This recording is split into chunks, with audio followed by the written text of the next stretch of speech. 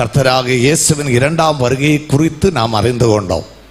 இந்த நாளில் இயேசுவின் இரண்டாம் வருகைக்கு பின்பு இந்த உலகத்தில் என்ன நடக்கப் போகிறது என்பதை குறித்து உங்களிடம் பேச ஆசைப்படுகிறேன். வெளிப்படுத்தின விசேஷம் 13வது அதிகாரத்தை ஆதாரமாக்கி நாம் இந்த நாள் தியானம் செய்ய போகிறோம். வெளிப்படுத்தின விசேஷம் 13:17வது வசனத்தை வாசிக்க கேட்கலாம்.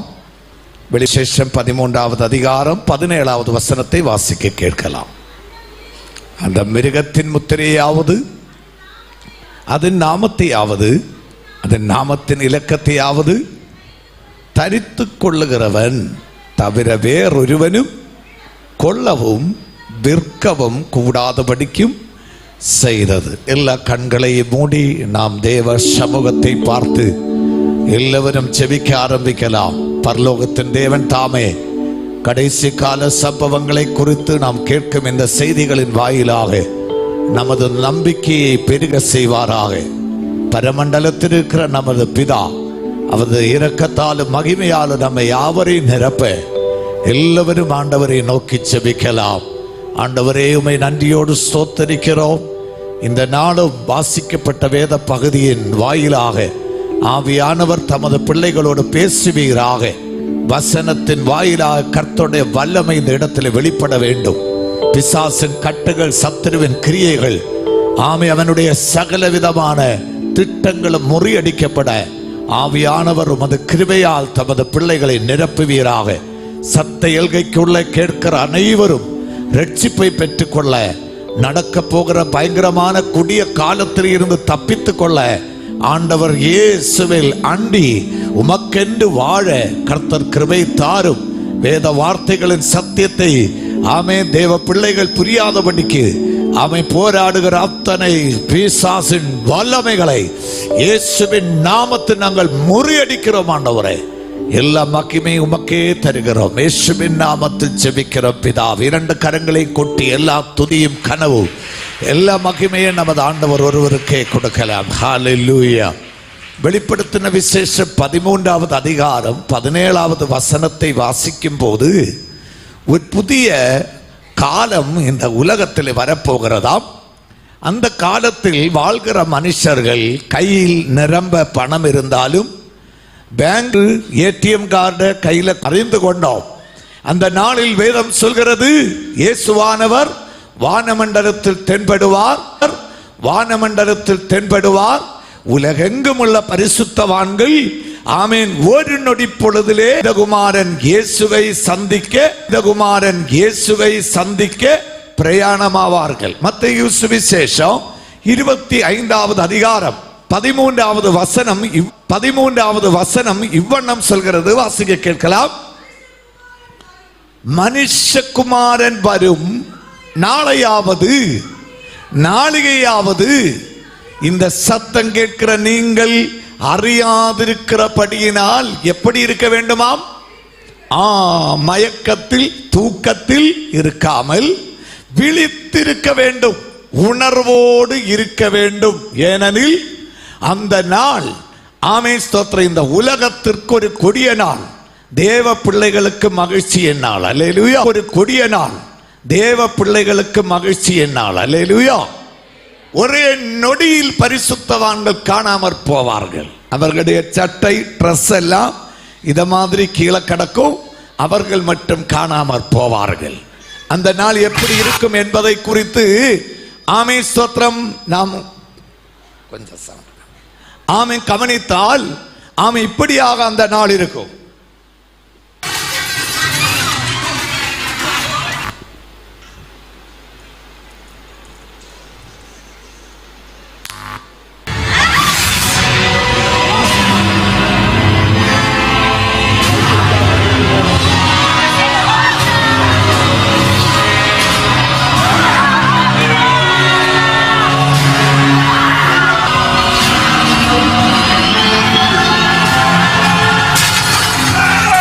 காந்தம் இரும்பை எப்படி இழுத்துக் கொள்ளுகிறதோ இதை போல பரிசுத்தவான்கள் பரலோகத்திற்கு நேராக இழுத்துக் கொள்வார்கள். வேதம் சொல்கிறது, என்னுடைய ஆவி இல்லாதவன் எனக்குரியவன் அல்ல, என்னுடைய ஆடுகள் மட்டும் என்னுடைய சத்தத்தை கேட்கும். அப்ப அப்ப தேவனுடைய ஆவி பெற்றவன் அந்த நாளில் ஒரே நிமிடத்தில் இழுத்து வானத்திற்கு நேராக பரலோகத்திற்கு நேராக இவ்வண்ணம் எடுத்துக் கொள்ளப்படுவார்கள்.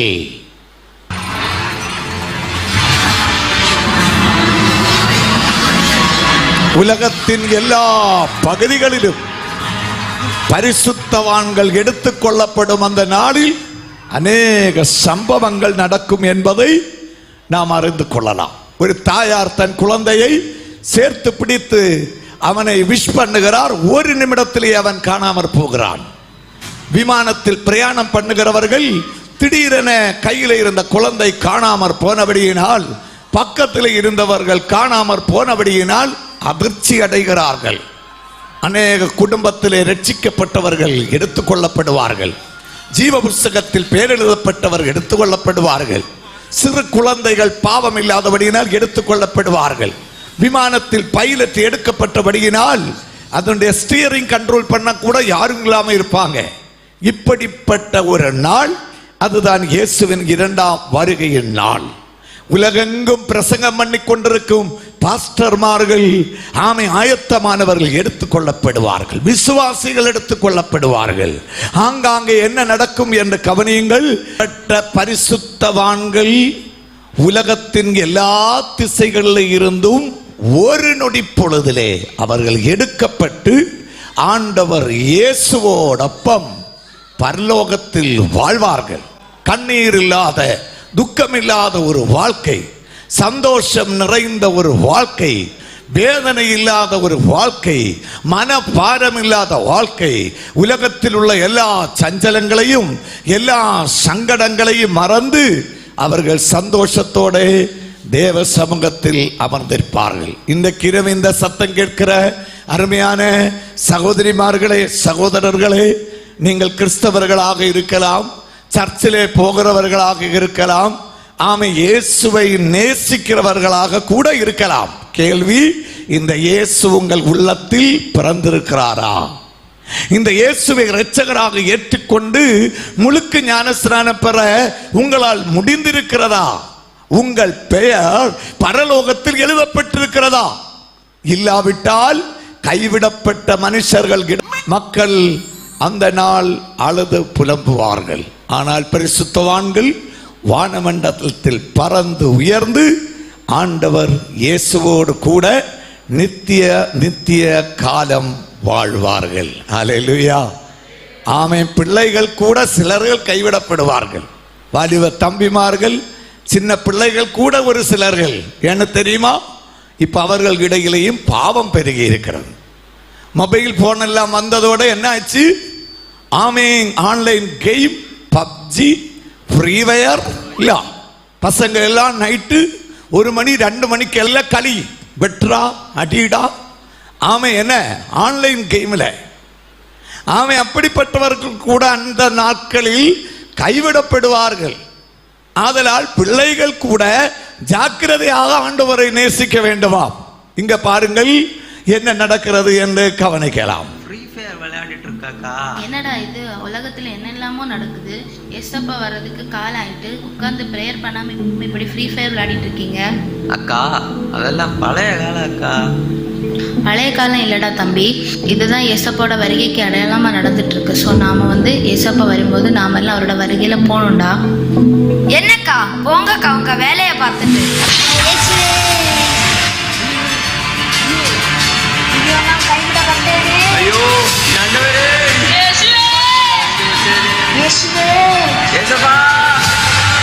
இதை போல ஒரு நிமிஷத்திலே, ஒரு இமைப்பொழுதிலே யோசிக்க கூட டைம் இருக்கவே இருக்காது. ஆதலால் எல்லாவரும் மனம் திரும்பி ஆண்டவருடைய வருகைக்காக ஆயத்தமாக வேண்டும். இயேசு கிறிஸ்து தமது சபையை இந்த பூமியில் இருந்து எடுத்துக்கொண்டு போனால் கைவிடப்பட்டவர்கள் நேரடியாக எதிர் கிறிஸ்து, அந்தி கிறிஸ்துவின் ஆட்சிக்குள்ளே பிரவேசிப்பார்கள். உலகத்தை முழுவதும் அந்தி கிறிஸ்து என்ற ஒரு அரசர் ஆட்சி செய்வார். அவர் யார் என்று நமக்கு பின்பு புரிந்து கொள்ளலாம்.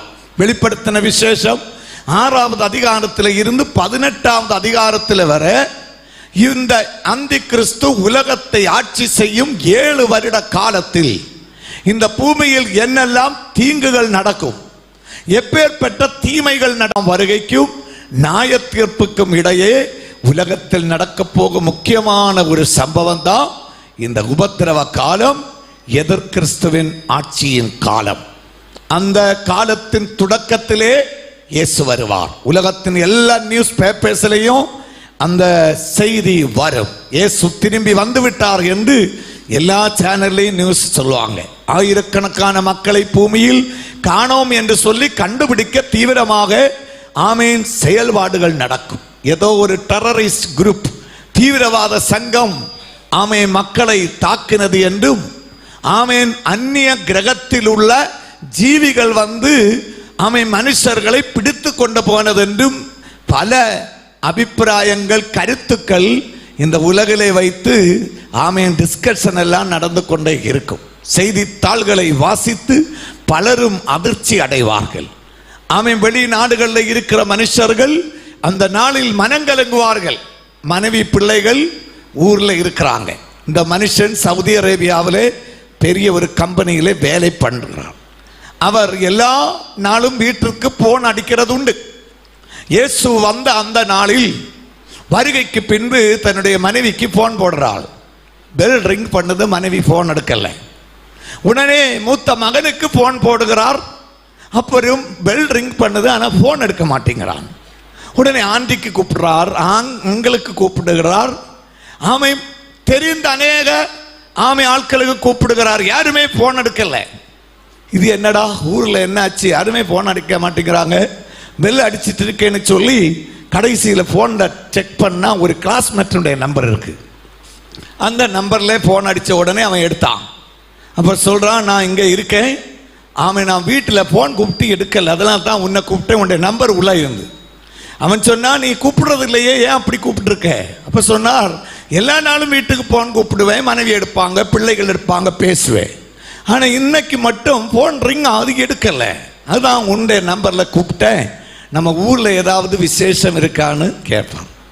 அல்லது இஸ்லாமிய நாட்டில், விசுவாசிகள் இல்லாத நாட்டில் ஆமை வேலை செய்கிற அவருக்கு இயேசு வந்ததை அறியல.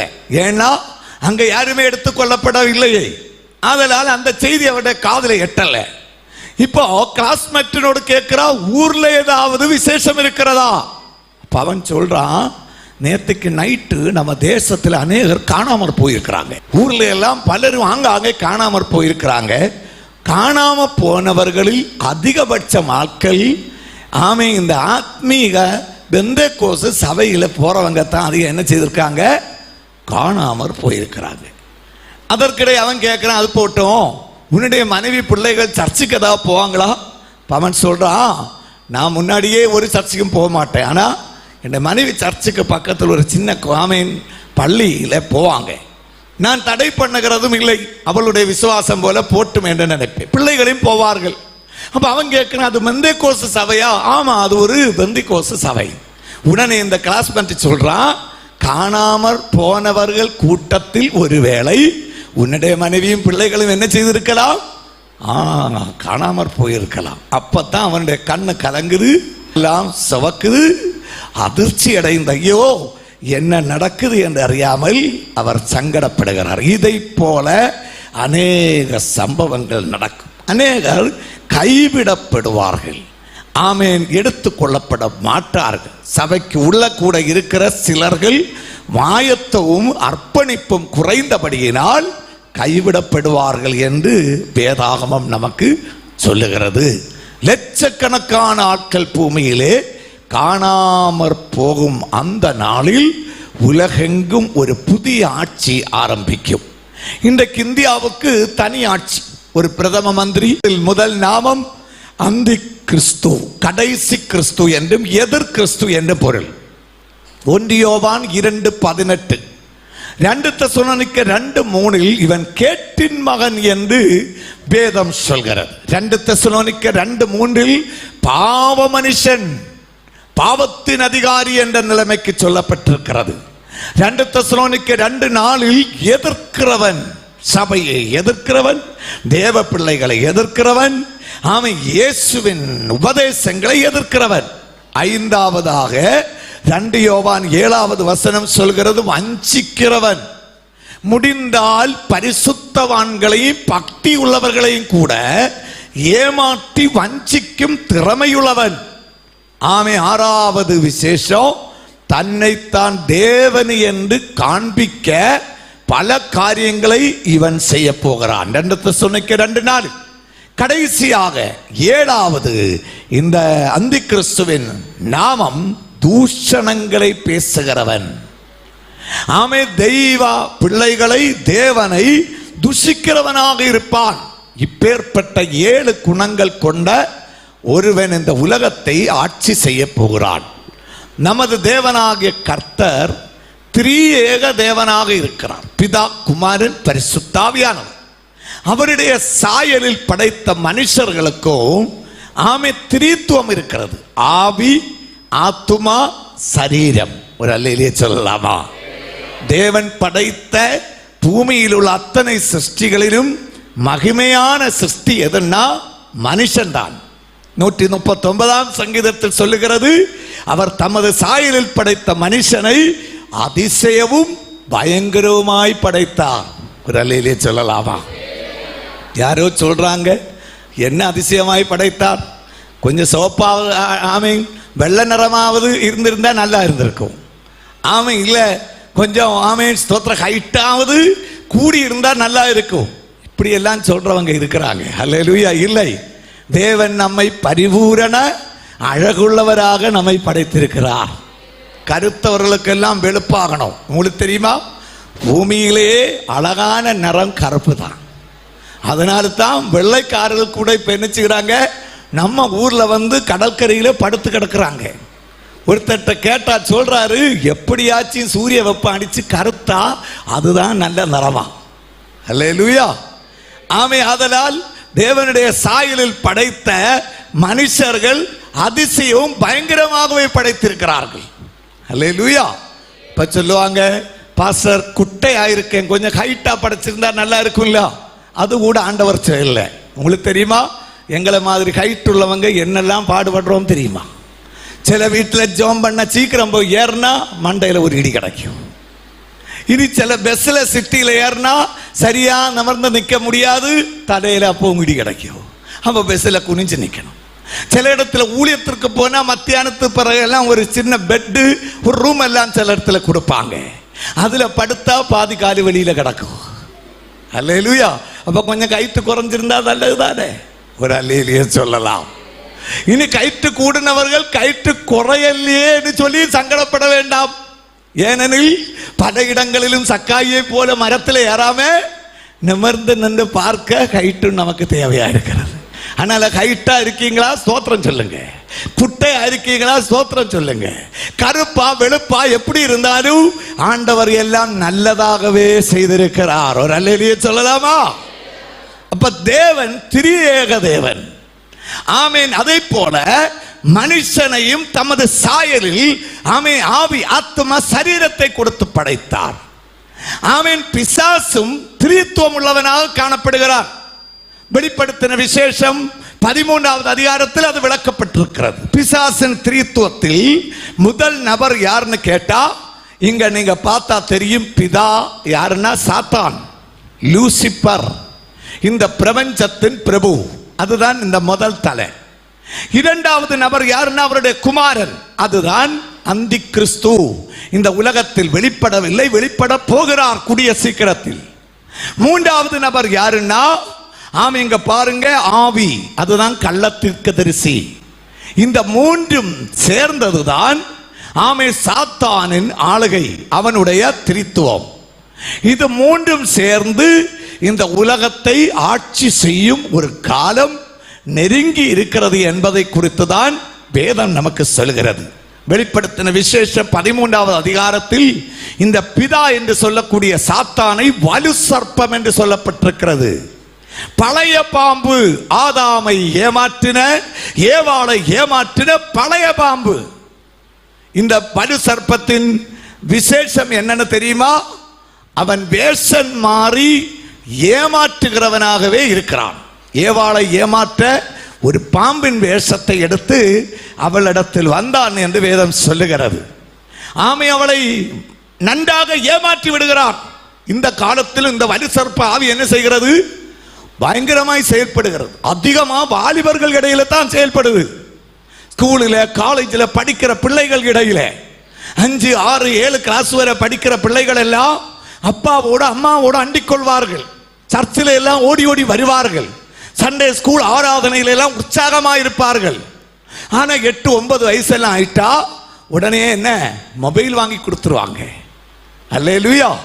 வாட்ஸ்அப்பில் கிளாஸ் டீச்சர் ஹோம்ஒர்க் போடுவார், நோட்டு போடுவார், பிடிஎஃப் போடுவார், ஆடியோவாக போடுவார், வீடியோவாக போடுவார்னு சொல்லி அம்மாவை அப்பாவை தொந்தரவு சொல்லி எப்படியாவது அவங்க மொபைல் வாங்கிடுவாங்க. ஒரு அல்லையிலே சொல்லலாமா? ஸ்லேட் மாதிரி மொபைல். எல்கேஜியில் படிக்கிற ஒரு பையன் இத்தனை பெரிய மொபைல் வச்சிருக்கான். நான் பார்த்த போதே அதிசயம் ஆயிட்டு. அல்லேலூயா. எல்லாம் நோண்டி நோண்டி உள்ள நுழைஞ்சி எல்லாமே எடுக்கிறான். சின்ன பையன் தான், குட்டி பையன் தான். இப்போ எல்லார் கையில இப்போ என்ன வந்துட்டு? மொபைல் வந்துட்டு. அல்லேலூயா. நல்ல நோக்கத்திற்காகத்தான் ஸ்கூல்ல சொன்னாங்க மொபைல் வாங்கி கொடுங்க. கொரோனா வந்ததோட பிள்ளைகளுக்கு அது பெரிய அரிய சந்தர்ப்பம். ஏன்னா எல்லாம் ஆன்லைன் கிளாஸ் ஆனதுனால குட்டி பசங்க கையில வர மொபைல். அல்லேலூயா. அப்படிப்பட்ட நிலைமை வந்தவுடனே இந்த வலுசற்ப ஆவி அநேக பிள்ளைகளை ஏமாற்ற ஆரம்பித்தது. ஆமை படிக்கிறதற்கு பதிலாக ஒரு நொடியில் ஆமை எதெல்லாமோ வெப்சைட்ல நுழைஞ்சு யூடியூப்ல ஏறி இன்ஸ்டாகிராம்ல ஐடி எல்லாம் கிரியேட் பண்ணி வச்சிருக்கிறான். 2ஆம் வகுப்பு படிக்கிறவன். அல்லேலூயா.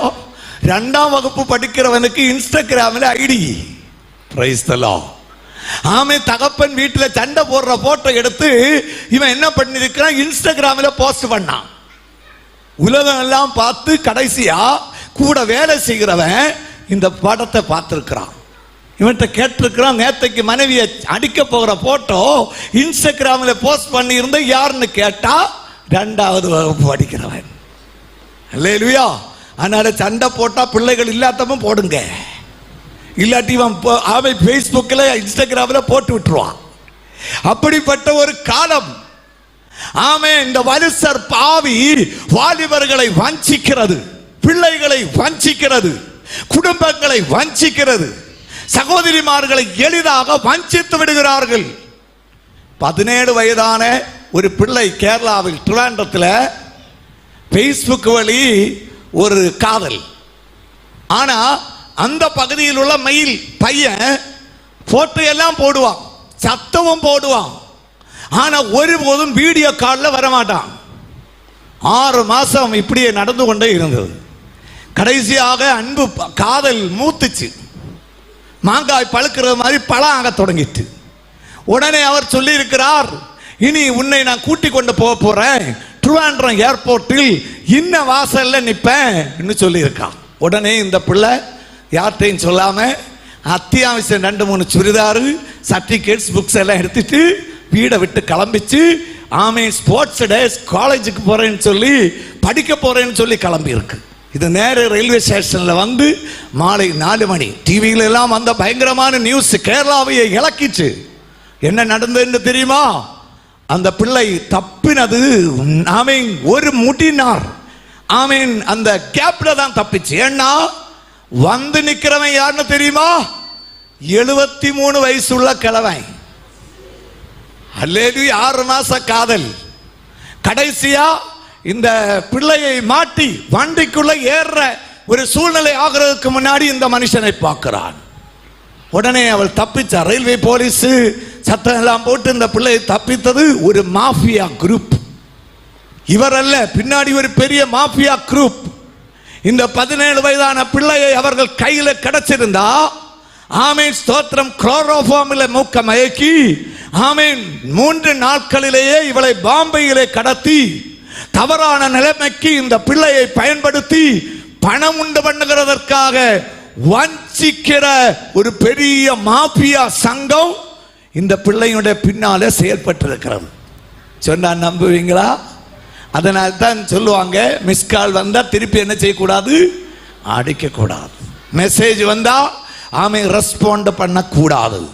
வலு சர்ப்பத்தின் ஆவி எத்தனையோ பிள்ளைகள், எத்தனையோ வாலிபர்களுடைய எதிர்காலத்தை முடக்கி வைத்திருக்கிற, அழிவுக்கு நேராக நடத்துகிற இந்த பொல்லாத காலத்தில் இயேசு கிறிஸ்துவின் இரத்தத்தால் மீட்கப்பட்ட தேவ பிள்ளைகள் பரிசுத்த ஆவியானவரால் காக்கப்படுவார்கள். ஒரு அல்லேலிய சொல்லலாமா? வேஷம் மாதிரி தான் இவன் வருவான். பிசாசு, வலு சர்ப்பம், லூசிபர் வேஷம் மாதிரி தான் வருவான். இல்ல, சாத்தான்னா 2 கொம்பெல்லாம் வச்சுட்டா வருவான். இங்க நம்ம பிள்ளைகள் என்ன பண்ணிடுவான், கல்லெறிஞ்சே ஓடிச்சிருவாங்க. அல்லேலூயா, ஆமென், ஸ்தோத்திரம். அதனால அவன் நண்பர்களில் கூட வருவான், கிளாஸ்மேட் கூட வருவான், உற்றார் உறவினர்கள் வாயிலாக வருவான். வஞ்சிக்கப்படாதிருங்கள். இவன் தான் பிதா லூசிபர். இரண்டாவது நபர் யாருன்னு பாருங்க. முதல் நபர் வலு சர்ப்பம், இரண்டாவது நபர் நாம 13ஆம் அதிகாரம் வெளிப்படுத்தின விசேஷம் சொல்கிறது, கடலில் இருந்து ஒரு மிருகம் எழும்பி வருகிறது கண்டேன். 7 தலை 10 கொம்பு. அதுதான் அந்தி கிறிஸ்து. மிருகம் அல்ல, அவனுடைய ஆட்சியின் காலத்தின் முக்கியத்துவங்களை குறிப்பிட்டிருக்கிறது. மூன்றாவது நபர் யாருன்னா கள்ள தீர்க்கதரிசி, கரையில் உள்ள மிருகம். இவ்வண்ணம் பிசாசின் திரித்துவம் 13ஆவது அதிகாரத்தில் சொல்லப்பட்டிருக்கிறது. ஆனால் இந்த அந்தி கிறிஸ்து எங்கே இருந்து வருவான், எப்ப வருவான்னு சொல்லிட்டேன். இயேசுவின் வருகைக்கு பின்பு எங்க இருந்து வருவான்? வெளிப்படுத்தின விசேஷம் 13ஆவது அதிகாரம் 1-2 வசனங்களை வாசிக்க கேட்கலாம். வாசிங்க. அப்பொழுது சமுத்திரத்திலிருந்து ஒரு மிருகம் எழும்பி வர கண்டேன். எங்க இருந்து வருமாம்? சமுத்திரம். சமுத்திரம் சொன்னா கன்னியாகுமரி கடல்னு நினைச்சிடாதீங்க. பரிசுத்த வேதாகமத்தில் சமுத்திரம் என்று மனுஷ கூட்டத்தை, ஜனத்தை சமுத்திரம் என்று சொல்லப்பட்டிருக்கிறது. ஏசாயா தீர்க்க தரிசனத்தில் இஸ்ரவேல் ஜனமாகிய சமுத்திரம். வெளிப்படுத்தின விசேஷத்தில் 2 இடத்தில் ஜனத்தை சமுத்திரம் என்று சொல்லப்பட்டிருக்கிறது. அதால் சமுத்திரத்தில் இருந்து வர கண்டேன்னா மக்களிடையில் இருந்து, ஜனங்களிடையில இருந்து வர கண்டேன். வாசிங்க. அதற்கு 7 தலைகளும் 10 கொம்புகளும் இருந்தன. பாருங்க பிள்ளைகள், எண்ணி பாருங்க எத்தனை. 7 தலை. தம்பி இந்த வீடியோ காமிச்சு விடுங்க. 7 தலை இருக்கிறது, 10 கொம்பு இருக்கிறது. அப்ப இந்த 10 கொம்புன்னா 7 தலைன்னா என்ன?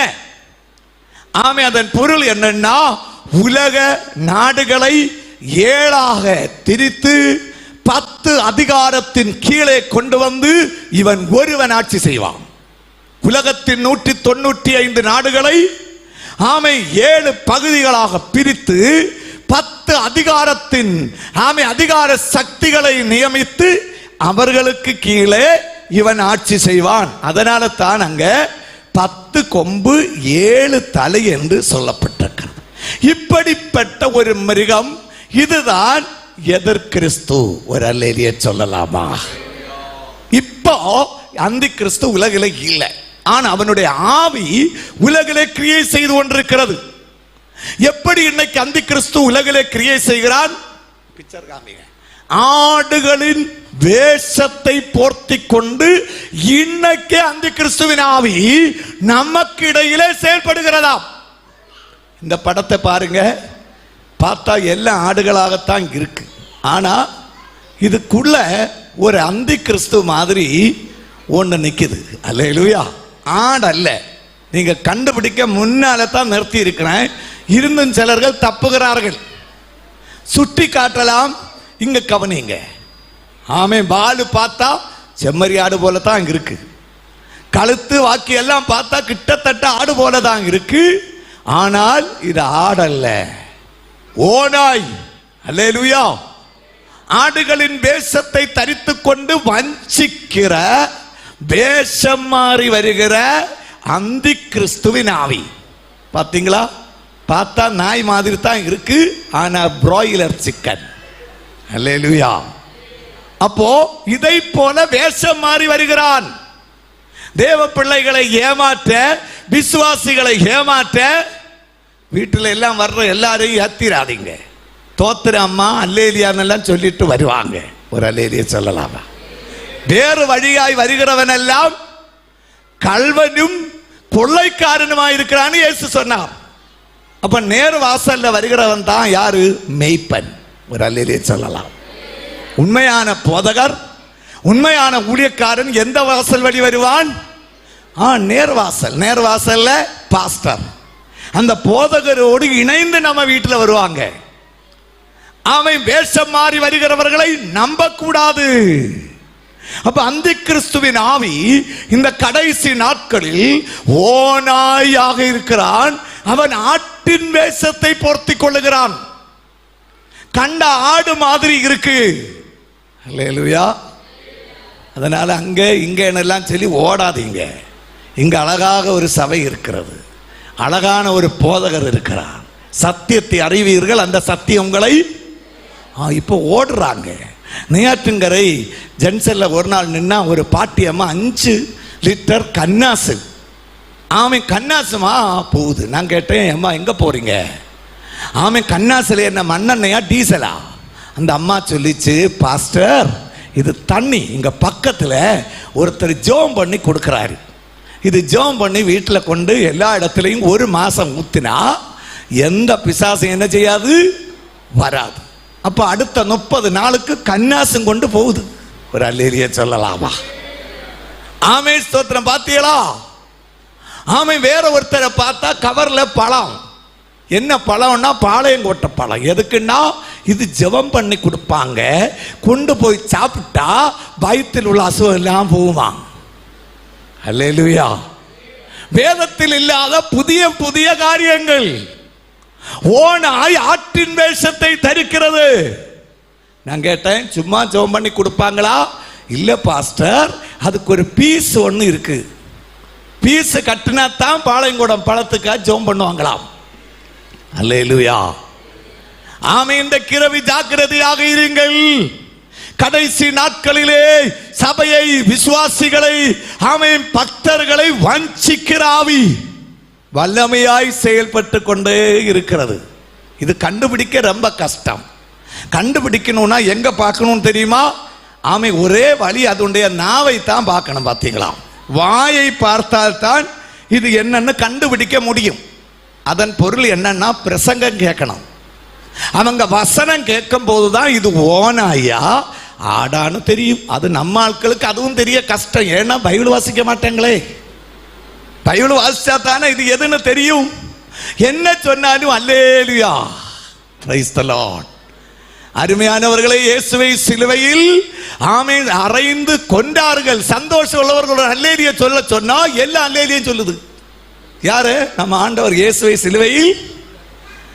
அப்போ எவ்வளவு கேட்கிறாங்கன்னு மட்டும் புரிஞ்சுக்குங்க. ஆனா நீங்க ஆமை மிக நன்றாக கவனிக்கிறீர்கள். அதற்காக ஆண்டவருக்கு நன்றி செலுத்து. ஒரு அல்லேலூயா சொல்லலாமா? ஆமை, அவர்கள் நாவை பார்த்தால், பிரசங்கம் கேட்டால் ஆமை இது எங்க இருந்து வருகிறது என்று புரியும். அது புரிய வேண்டும் என்றால் வேதத்தை நன்கு கவனித்து தியானித்து ஆண்டவரில் அண்டிக் கொள்ளுகிறவர்களாக இருக்க வேண்டும். அல்லேலூயா. இருக்கிறவர்கள் கம்மி. ஏதாவது அத்தியாவசியம் வந்தா மட்டும்தான் என்ன செய்வார்கள்? பைபிளை எடுப்பார்கள், தியானிப்பார்கள். அல்லேலூயா. ஆம், எங்க கவனிங்கள். அது நாவை திறந்து அந்த நரி ஆமேன் சத்தம் போடுகிறது ஆடுகளுக்கு இடையே. அப்பதான் தெரியுது இது ஆடல்ல, இது ஓனாய். பாத்தீங்களா? Praise the Lord sister. வேஷம் மாறி வருவாங்க. 1 யோவான் 4வது அதிகாரம் 3வது வசனத்தை வாசிக்க கேட்கலாம். மாம்சத்தில் வந்த இயேசு கிறிஸ்துவை அறிக்கை பண்ணாத எந்த ஆவியும், அப்ப பூமியில் அநேக ஆவிகள் என்ன செய்து இருக்கு. அல்லேலூயா. நான் அங்க போய் ஆவியை பெற்றுக்கொண்டேன், இங்க போய் பெற்றுக்கொண்டேன் எல்லாம் சொல்லும்போ பார்த்து பெற்றுக்கொள்ளுங்க. அநேக ஆவிகள் இருக்கிறது. அந்த எதிர் கிறிஸ்துவின் ஆவி எங்க சொல்லப்பட்டிருக்கிறது? இயேசு கிறிஸ்துவை அறிக்கை பண்ணாத ஆவி. இயேசுவை என்ன செய்யாது? அறிக்கை பண்ணாது. வாசிங்க. வருமென்று நீங்கள் கேள்விப்பட்ட அந்தி கிறிஸ்துவனுடைய ஆவி அதுவே, அது இப்பொழுதும் உலகத்தில் இருக்கிறது. அப்ப இப்ப யார் இல்ல? அந்தி கிறிஸ்து உலகில இல்ல. ஆனா அவனுடைய ஆவி என்ன செய்கிறது? ஆத்துமாக்களை வஞ்சித்துக் கொண்டிருக்கிறது. ரட்சிக்கப்பட்டவர்களை வஞ்சிக்கிறது. ஞானஸ்நானம் பெற்றவர்களை வஞ்சிக்கிறது. விசுவாசிக்க முன்வருகிறவர்களை வஞ்சிக்கிறது. ஆமென். அநேக ஆட்களை இது வஞ்சித்துக் கொண்டே இருக்கிறது. அல்லேலூயா. அதனால் தான் நேற்றைக்கு நாம் தியானித்தோம், இவர்களில் சிலர் வந்து நானே இயேசு என்று சொல்வார்கள். இப்போ ஏன் அந்தி கிறிஸ்து உலகத்தில் வெளிப்படவில்லை? வாசிக்கலாம். 2 தெசலோனிக்கர் 2வது அதிகாரம் 6, 7, 8 வசனம். சீக்கிரம் வாசிங்க. அந்தி கிறிஸ்து ஏன் இன்னைக்கு வெளிப்படல? வாசிங்க. அவன் தன் காலத்திலே வெளிப்படும்படிக்கு இப்பொழுது அவனை தடை செய்கிறது இன்னதென்றும் அறிந்திருக்கிறீர்களே. வாசிங்க. அக்கிரமத்தின் ரகசியம் இப்பொழுதே கிரியை செய்கிறது, ஆனாலும் தடை செய்கிறவன் நடுவிலிருந்து நீக்கப்படும் முன்னே அது என்ன செய்யாதாம். அப்போ அந்தி கிறிஸ்து இப்ப வெளிப்படாத காரணம், அவனை தடை செய்கிற ஒரு நபர் இருக்கிறார். இந்த தடை செய்கிற நபர் யாருன்னா பரிசுத்த ஆவியானவர். ஒரு அல்லேலிய சொல்லலாமா? இன்றைக்கிரவு அருமையானவர்களே, இந்த உலகத்தில் அந்தி கிறிஸ்து வெளிப்படாதபடிக்கு சபையை கட்டி எழுப்பிக் கொண்டிருக்கிற பரிசுத்த ஆவியானவர் இந்த அந்தி கிறிஸ்துவை தடை செய்து கொண்டிருக்கிறார். ஆமை. சபை எப்பொழுது பூமியிலிருந்து எடுத்துக்கொண்டு இயேசு கிறிஸ்துவின் 2வது வருகை எப்ப நடக்குமோ அப்பொழுது தடை செய்கிற ஆவியானவர் சபையோடு கூட எடுத்துக்கொள்ளப்படுவார். இந்த அந்தி கிறிஸ்து வெளிப்படுவான். அல்லேலூயா. ஒரு சந்தோஷ வார்த்தை சொல்றேன், கேட்டுக்கோங்க. பரிசுத்த ஆவியானவர் இவனை தடை செய்யும் காலத்தோളം இந்த அந்தி கிறிஸ்துவுக்கு வெளிப்பட முடியாது. இந்த உலகத்தில் திருச்சபைக்கு எதிராக எப்பேற்பட்ட பிரச்சனைகள் வந்தாலும், எப்பேற்பட்ட போராட்டங்கள் வந்தாலும், ஒன்று மட்டும் நான் சொல்கிறேன், தடை பண்ணுகிற ஆவியானவர் நம்மோடு கூட இருக்கிறார். அல்லேலூயா சொல்லலாமா? முதல் நூற்றாண்டில் 3000 விசுவாசிகள் மட்டும் இருந்த காலத்தில் சபையின் வாசலை க்ளோஸ் பண்ண பாதாளத்தின் வாசல்களாகிய சாத்தான் முயற்சி பண்ணினான். விசுவாசிகளை ஆக்கிரமித்து இரத்த சாட்சிகளாக மாற்றினான். அநேகருடைய கண்கள் பிடுங்கப்பட்டது, கைகால்கள் வெட்டப்பட்டது. 3-4 நபர்களை சேர்த்து வைத்து வாளால் அறுத்தார்கள். நாக்கை வெளியே வைத்து கத்திரியால் கண்ணாமை கட் பண்ணார்கள். அநேக உபத்திரவங்கள் செய்தார்கள். இந்த சபையை அழிக்கிறதற்கு அநேக முயற்சிகள் பண்ணாங்க. AD 64 முதல் 311 வரை 10 அரசர்களின் கீழே ரோமபுரியில் கிறிஸ்தவ சபைக்கு கொடூரமான தாக்குதல் நடந்தது. நீரோ, டொமிஷியன், மேக்சிமஸ், வலேரியன், டாசிட்டஸ் அநேகர் எழும்பினாங்க. சட்டங்கள் எழுதினார்கள், பில்லுகள் பாஸ் பண்ணார்கள். ஆனால் இதையெல்லாம் பண்ணின நபர்களை பரிசுத்த ஆவியானவர் தடை பண்ணி இன்னைக்கு உலக அளவில் இயேசுவை நேசிக்கிறவர்கள் பெருகிக் கொண்டே இருக்க. அல்லேலூயா.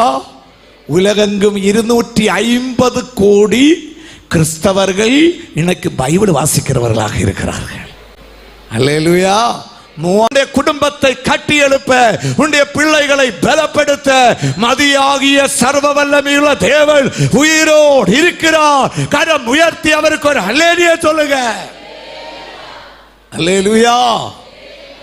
அப்போ தடை செய்கிற பரிசுத்த ஆவியானவர் இருக்கிறதுனால் அந்தி கிறிஸ்து உலகிற்கு வெளிப்பட முடியவில்லை. 1 தீமோத்தேயு 4:1 வசனம் சொல்கிறது. வாசிக்கலாம்.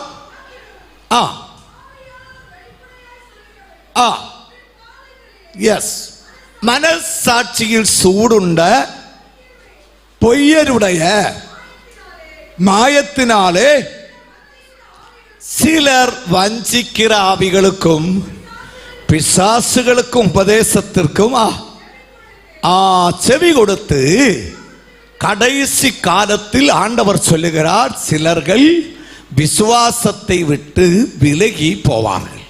இந்த வஞ்சிக்கிற ஆவிகளுக்கு செவி கொடுத்து அநேகர் விசுவாசத்தை விட்டு விலகும் போது ஒரு பெரிய கூட்டம் ஜனம் ஆண்டவருக்கு நம்பிக்கையாய் நிலை நிற்பார்கள். அல்லேலூயா. 1 யோவான் சுவிசேஷம் 4வது அதிகாரம் 5வது வசனத்தில் இந்த பிசாசின் வார்த்தைகளுக்கு செவி கொடுக்கும் நபர்கள் யார் என்று சொல்லப்பட்டிருக்கிறது. வாசிக்கலாம். அவர்கள் உலகத்திற்குரியவர்கள், ஆகையால் உலகத்துக்குரியவைகளை பேசுகிறார்கள், உலகமும் அவர்களுக்கு செவி கொடுக்கிறது.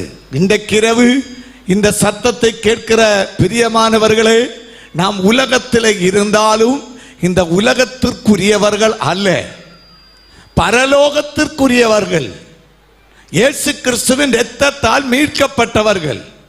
ஒரு குறுகிய காலம் மனுஷர்களாகிய நமக்கு இந்த பூமியிலே வாழ கர்த்தர் சிலாக்கியம் கொடுத்திருக்கிறார். இந்த காலத்தில் உயரத்தில் உள்ளதை சிந்திக்க வேண்டும், உலகத்தில் உள்ள காரியங்களை நேசிக்க கூடாது. வேதம் சொல்கிறது, உலகமும் உலகத்தின் ஆசாய் பாசங்களும் என்ன செய்யுமாம்? ஒழிந்து போம். உலகத்தில் நாம் காண்கிற எதுவும் நிரந்தரமாக நிற்கிறதில்லை. உலகத்தை ஆட்டி படைத்த ஒரு பயங்கரமான மனுஷன் அலெக்சாண்டர் தி கிரேட், கிரேட்னு கூப்பிட்டுருந்தாங்க, மகானாகிய அலெக்சாண்டர். உலகத்தின் எல்லா நாடுகளையும் 27 வயதிற்கு முன்பே பிடித்து அவருடைய அதிகாரத்திற்கு கீழே கொண்டு வந்தார். கடைசியாக இந்தியாவையும் பிடித்தார். அந்த காலத்தில் இந்தியாவில் 56 குட்டி நாடுகள் இருந்தது. ஒவ்வொரு நாட்டிலேயும் ராஜாக்கள் இருந்தாங்க. அவர்கள் எதிர்த்தார்கள். எல்லாவரையும் எதிர்த்து முறியடித்து இந்தியாவையும் அலெக்சாண்டர் பிடித்தார். திரும்பி அவர் கிரேக்க நாட்டிற்கு போகும்போது அட்லாண்டிஸ் சமுத்திரம் கடலின் கரையிலே நின்று கடலின் அலைகள் பாய்ந்து கரையில் வர அந்த அலை தண்ணீரிலே வலது காலை மிதித்து தண்ணீரை தெறிப்பித்து கொண்டு சொன்னா, if you were a nation I would have conquered you. நீயும் ஒரு நாடாக இருந்திருந்தா நான் உன்னை என்ன செய்திருப்பேன்? கீழடக்கி இருப்பேன். அவ்வளவு பெரிய தைரியசாலி. ஆனால் ஆண்டவராகிய தேவனுடைய காதுகளில் அந்த சத்தம் எட்டியது. திரும்பி கிரீஸுக்கு வந்த உடனே அவரை கீழ்ப்படுத்த தேவன் பயன்படுத்துறது என்னன்னு தெரியுமா? மிசைலோ பாம்போ ஒரு நாட்டை பயன்படுத்தல, ஒரு சின்ன உயிரி கொசு, ஒரு சின்ன கொசுவை அனுப்பி அந்த கொசு இந்த அலெக்சாண்டருடைய சரீரத்தை கொட்டியது.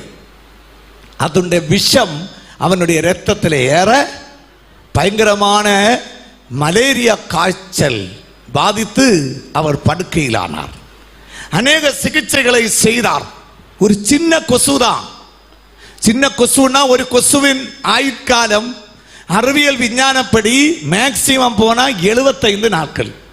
அது நீங்களும் நானும் இறக்கம் காட்டுனா தான். இப்போவே எத்தனை அடிச்சிட்டு இருக்கணும் தெரியுமா? அல்லேலூயா. 1 கிலோமீட்டர் தான் மேக்சிமம் பறக்குமா, அவ்வளவு சின்ன உயிரி கொசு. இது கொட்டி விஷம் ஏறி காய்ச்சல் வந்து மருந்து சிகிச்சை எல்லாம் எந்த பயனும் அளிக்காமல் மரணப்படுக்கையிலே படுத்தார். 3 மாதம். சாகிறதற்கு முன்பாக அவருடைய ஜெனரலை கூப்பிட்டு 3 காரியம் சொன்னார். 1, நான் சாகும்போது என்னுடைய 2 கரத்தையும் பெட்டியினுடைய வெளியே போட்டு வெளியே கொண்டு போய் மக்களுக்கு காண்பிக்கணும். 2, என்னுடைய சவப்பெட்டியை மிலிட்ரி ஆபீசர்ஸ் எடுக்கக்கூடாது, டாக்டர்ஸ் தான் சுமக்கணும். 3, இந்த பெட்டியை கொண்டு போற வழியில எல்லாம் பணத்தை வாரி கீழே வாரி வீசிக்கொண்டே இருக்கணும், பூக்களை போடக்கூடாது. உடனே அந்த ஜெனரல் அவர் கேட்டிருக்கிறார், என்ன சார் வித்தியாசமா இருக்கு, ஏன் அப்படி செய்யணும்னு கேட்டிருக்கிறார். உடனே அவர் சொல்லி இருக்கிறார், என்னுடைய 2 கையையும் வெளியே இடணும். ஏன்னா நான் இந்த உலகத்திற்கு ஒன்றுமே கொண்டு வரவில்லை, ஆனா உலகத்தை முழுவதும் தேன் ஒன்றுமில்லாமல் என்ன செய்கிறேன், இந்த உலகத்தை விட்டு போகிறேன். ஒரு அல்லேலியா சொல்லலாமா? என்னெல்லாம் பிடிச்சாலும் இட்டுட்டு தான் போனோம். BMW கார் ஆனாலும் இட்டுட்டு தான் போனோம். ஆமை மாடி கட்டடம் இருந்தாலும் இட்டுட்டு தான் போனோம். ஒண்ணுமே கொண்டு போகவே முடியாது. அதனால் உள்ளதுக்காக ஸ்தோத்திரம் சொல்லுங்க, இல்லாததுக்காகவும் ஸ்தோத்திரம் சொல்லுங்க. இல்லாத நினைத்து சங்கடப்படுகிறீர்கள். அல்லேலூயா. அப்போ மீண்டும் அவர் கேட்கிறார், ஆமே நீர் உலகத்தையே கீழ்ப்படுத்த வல்லரசர், மிலிட்டரி ஆபீசர்ஸினுடைய விசேஷமான. மீண்டும் அவர்கள் கேட்டார்கள், வடியோரமாய் பணம் வாரி எறிகிறது சரியில்லை, பூக்களையே ஃப்ளவர்ஸ் எறியலாம். அவர் சொன்னார், நோ நோ, பணம் இருந்தால் எதுவும் செய்யலாம்னு நினைச்சேன், ஆனா அந்த பணம் எனக்கு என்ன செய்யவில்லை, ஒத்தாசை தரவில்லை. அதனால் பணத்தை வழியோரமாய் எறிய வேண்டும். எத்தனை பெரிய மனுஷன்! உலகத்தை எல்லாம் கீழ்ப்படுத்தினான். உலக நாடுகளை எல்லாம் கீழ்ப்படுத்தி வல்லரசை உண்டாக்கின அலெக்சாண்டர் இந்த உலகிலே ஒண்ணுமே கொண்டு போகல. ஆதலால் பிரியமானவர்களே, நாம் உலகத்திற்குரியவர்கள் அல்ல. உலகத்தில் இல்லாத காரியத்தை குறித்து மனது கலக்கிறதை நிறுத்திவிடு. வீடு இல்லையே, கார் இல்லையே, வாகனம் இல்லையே, அது இல்லை இது இல்லை, உள்ளதற்காய் ஸ்தோத்திரம் சொல், இல்லாததை கர்த்தர் கொடுப்பார். அல்லேலூயா, ஆமென். இந்த உலகத்திற்குரியதை மட்டும் தேடுகிறவர்கள் அந்தி கிறிஸ்துவின் ஆவியை பெற்றவர்கள் தான். இந்த உலக ஆட்சியை அந்தி கிறிஸ்து எப்படி பிடிப்பான்? பரிசுத்த வேதாகமத்தை படித்தால், ஆமென், இயேசுவின் வருகைக்கு பின்பு இந்த உலகத்திலே ஒரு இன்டர்நேஷனல் எலெக்ஷன் நடக்கும். உலக நாடுகள் எல்லாம் சேர்ந்து ஒரு மன்னரை தெரிந்தெடுக்கிறதற்காக ஒரு எலெக்ஷன் நடத்துவாங்க. இன்னைக்கு இந்தியாவுக்கு தனி ஆட்சி இருக்கிறது. ஆமென், ஒவ்வொரு நாட்டுக்கும் தனி ஆட்சி இருக்கிறது. அந்த நாளில் உலக நாடுகளுக்கெல்லாம் ஒரே ஆட்சியை கொண்டு வந்தால் உலகத்தின் பிரச்சனைகளை சமாளிக்க முடியும் என்று ஐநா சபையில கூடி ஆலோசனை நடத்துவார்கள். இன்னைக்கு ஐநா சபையில் 193 நாடுகள் இருக்கிறது. உலக பிரச்சனைகளை எல்லாம் அங்கத்தான் சமாளிக்கிறாங்க. யுத்தங்களை ஓய பண்ண அங்கத்தான் என்ன செய்கிறது, டிஸ்கஷன், சர்ச்சை எல்லாம் நடக்கிறது. அப்ப ஐநா சபையிலே ஆலோசித்து ஒரு நபர் உலகத்தை ஆண்டால் உலகத்தின் பிரச்சனைகளை சால்வ் பண்ணலாம் என்று ஆமென் கடைசியாக முடிவு பண்ணுவாங்க. ஒரு அல்லேலியா சொல்லலாமா? ஏன்னா இந்தியாவில் 1 லிட்டர் பெட்ரோலுக்கு இன்னைக்கு 103 ரூபா. ஆனா மிடில் ஈஸ்ட்ல சில நாடுகளில் ஆமீன் 10-20 ரேட்ல பெட்ரோல் கிடைக்குமா? ஏன்னா அங்கே பெட்ரோல் எடுக்கிறாங்க. அதனால அந்த விலைக்கு அங்க பெட்ரோல் கொடுக்கலாம். நம்ம ஊர்ல சாதாரண கிணற்று தண்ணி நமக்கு குடிக்கலாம். காசு கொடுத்த தண்ணீர் வாங்க வேண்டிய தேவையில்லை. குவைத், கத்தர், சலாலா போன்ற இடங்கள்ல போனா தண்ணி காசு கொடுத்து வாங்கித்தான் குடிக்கணும். கஞ்சி வைக்கணும்னா காசு கொடுத்து தண்ணி வாங்கணும். ஃபில்டர் பண்ண தண்ணி தான் யூஸ் பண்ண முடியும். வெஜிடபிள், ஃப்ரூட்ஸ் எல்லாமே ஆமென் நம்ம ஊர்ல இருந்து அங்க போகிறது. நம்ம ஊர்ல சீப் ரேட்ல கிடைக்கிறது அங்க பெரிய ரேட்ல கிடைக்கும். ஆதலால் ஒரு ராஜா இந்த உலகத்தை ஆட்சி செய்தால் எங்க விலை குறைவாய் இருக்கிறதோ அதை எடுத்து விலை உயர்ந்த இடத்தில் குறைந்த விலைக்கு கொடுக்கலாம். அப்படின்னா பெட்ரோல் நமக்கு என்ன செய்யலாம், சீப் ரேட்டுக்கு தர முடியும். இங்கே உள்ள ஆகார பதார்த்தங்கள் அங்கே விலை குறைத்து கொடுக்க முடியும். அப்போ உலக அளவில் சமாதானம் வரும், பிரச்சனைகள் எல்லாம் ஓய்ந்து போகும் என்று சொல்லி தீர்மானம் பண்ணி ஒரு இன்டர்நேஷனல் எலெக்ஷன் இயேசுவின் வருகைக்கு பின்பு இந்த உலகத்தில் நடக்கும். அந்த காலத்தில் எலெக்ஷன்ல நிற்கிற முக்கியமான லீடர்ஸ்ல ஒருவர் யூதனாக இருப்பான். அவன் அந்தி கிறிஸ்துவின் ஆவி பெற்றவனாக இருப்பான். ஏன்னா உலகை ஆட்சி செய்ய போகிற அந்தி கிறிஸ்து கண்டிப்பாக ஒரு யூதனாக இருக்க வாய்ப்பு. ஏனெனில் மேசியா என்று சொல்லி அவன் வருவான். மேசியா என்று சொல்லி வரும்போது யூதர்கள் அங்கீகரிப்பார்கள் என்று பைபிள்ல இருக்கு. யூதர்கள் ஒரு மனுஷனை அங்கீகரிக்கணும்னா அவன் கண்டிப்பா யாரா இருக்கணும், ஒரு யூதனாக இருக்கணும், ஒரு இஸ்ரவேலனாக இருக்கணும். அப்பதான் ஏற்றுக்கொள்வாங்க. அப்ப அதனால் முக்கிய எலெக்ஷனுக்கு நிற்கிற கேண்டிடேட்ஸில் ஒரு நபர் அந்தி கிறிஸ்துவின் ஆவியை பெற்றவராக இருப்பார். இந்த எலெக்ஷன் நடக்கும்போது சமாதானம் சொல்லித்தான் ஓட்டு பிடிப்பாங்க, அப்படித்தானே?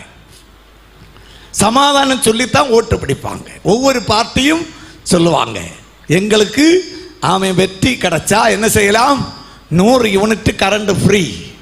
அல்லேலூயா. இன்னும் அநேக ஃப்ரீ சொல்லுவாங்க. அவங்க மேனிஃபெஸ்டோ செல்லும்போ மக்களுக்கு எப்படி ஈர்க்கிறதோ அவர்களுக்கு ஓட்டு போட்டு கொடுப்பாங்க. ஒரு அல்லேலூயா சொல்லலாமா? அல்லேலூயா. தமிழ்நாடு மக்களுக்கு ஆசையோடு அவர்களுடைய தேவைகளை சந்திக்கிற ஒரு மேனிஃபெஸ்டோ டிஎம்கே கவர்மெண்ட் கழிந்த எலெக்ஷனுக்கு சொன்னது. மக்கள் அதை ஏற்றுக்கொண்டார்கள். எலெக்ஷன்ல அவங்கள ஜெயிப்பித்தாங்க. அதனால மக்கள் என்ன செய்கிறார்கள், இப்போ பல நன்மைகளையும் பெற்றுக் கொள்கிறார்கள். சகோதரிமார்களுக்கு வண்டியில் ஏறினா என்ன கொடுக்கண்டாம், காசு கொடுக்க வேண்டாம். எவ்வளவு சந்தோஷம் பாருங்க சகோதரிமாருக்கு. அல்லேலூயா. முன்னாடினா வீட்டில் சண்டை போட்டாலும் அம்மா வீட்டுக்கு போகணும்னா அவருடைய காசு இருந்தால் தான் நடக்கும் டிக்கெட் எடுக்க. இப்போ அப்படி இல்லை, பேகை எடுத்துட்டு கிளம்பிடுவாங்க.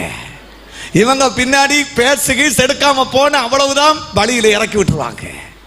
ஏன்னா இவங்களுக்கு ஃப்ரீ இல்லை. ஒரு அல்லேலூயா சொல்லலாம். ஆமென். நம்ம மக்களுக்கு அது மகிழ்ச்சி ஆயிட்டு, நம்ம ஏற்றுக்கொண்டோம். இதை போல அந்த கிறிஸ்து நடக்கும்போது ஒவ்வொரு தலைவர்களும் ஒவ்வொரு பார்ட்டியும் மக்களுக்கு உகந்த பிரியமான காரியங்களை சொல்லுவாங்க. அதுல இந்த அந்தி கிறிஸ்து சொல்லுகிற காரியம் மக்களுக்கு பிடிக்கும். அவர்கள் எல்லாரும் சேர்ந்து ஐநா சபையின் கீழே அந்த காலத்தில் நடக்கிற எலெக்ஷனில் என்ன செய்வாங்கன்னா இந்த அந்தி கிறிஸ்துவுக்கு ஓட்டு போடுவாங்க. ஐநா சபையை குறித்து வெளிப்படுத்தின விசேஷம் 17-13 சொல்லி இருக்கு. வாசிக்க கேட்கலாம். இவர்கள் யாரு? ஐநா சபையில் உள்ள தலைவர்கள், ஒரே யோசனை உள்ளவர்கள். இவர்கள் தங்கள் வல்லமையும் அதிகாரத்தையும் மிருகம்னா தேர்ந்தெடுக்க போகிற அந்தி கிறிஸ்து அவனுக்கு என்ன செய்வார்கள், கொடுப்பார்கள். ஐநா சபையின் கீழே உலக அளவில் நடக்க போகும் ஒரு எலெக்ஷன், அது சீக்கிரம் அது சபை எடுத்து கொள்ளப்பட்ட பிறகுதான். ஆட்சியை பிடித்த உடனே இந்த அந்தி கிறிஸ்து 7 வருஷம் இந்த உலகத்தை ஆட்சி செய்வான்.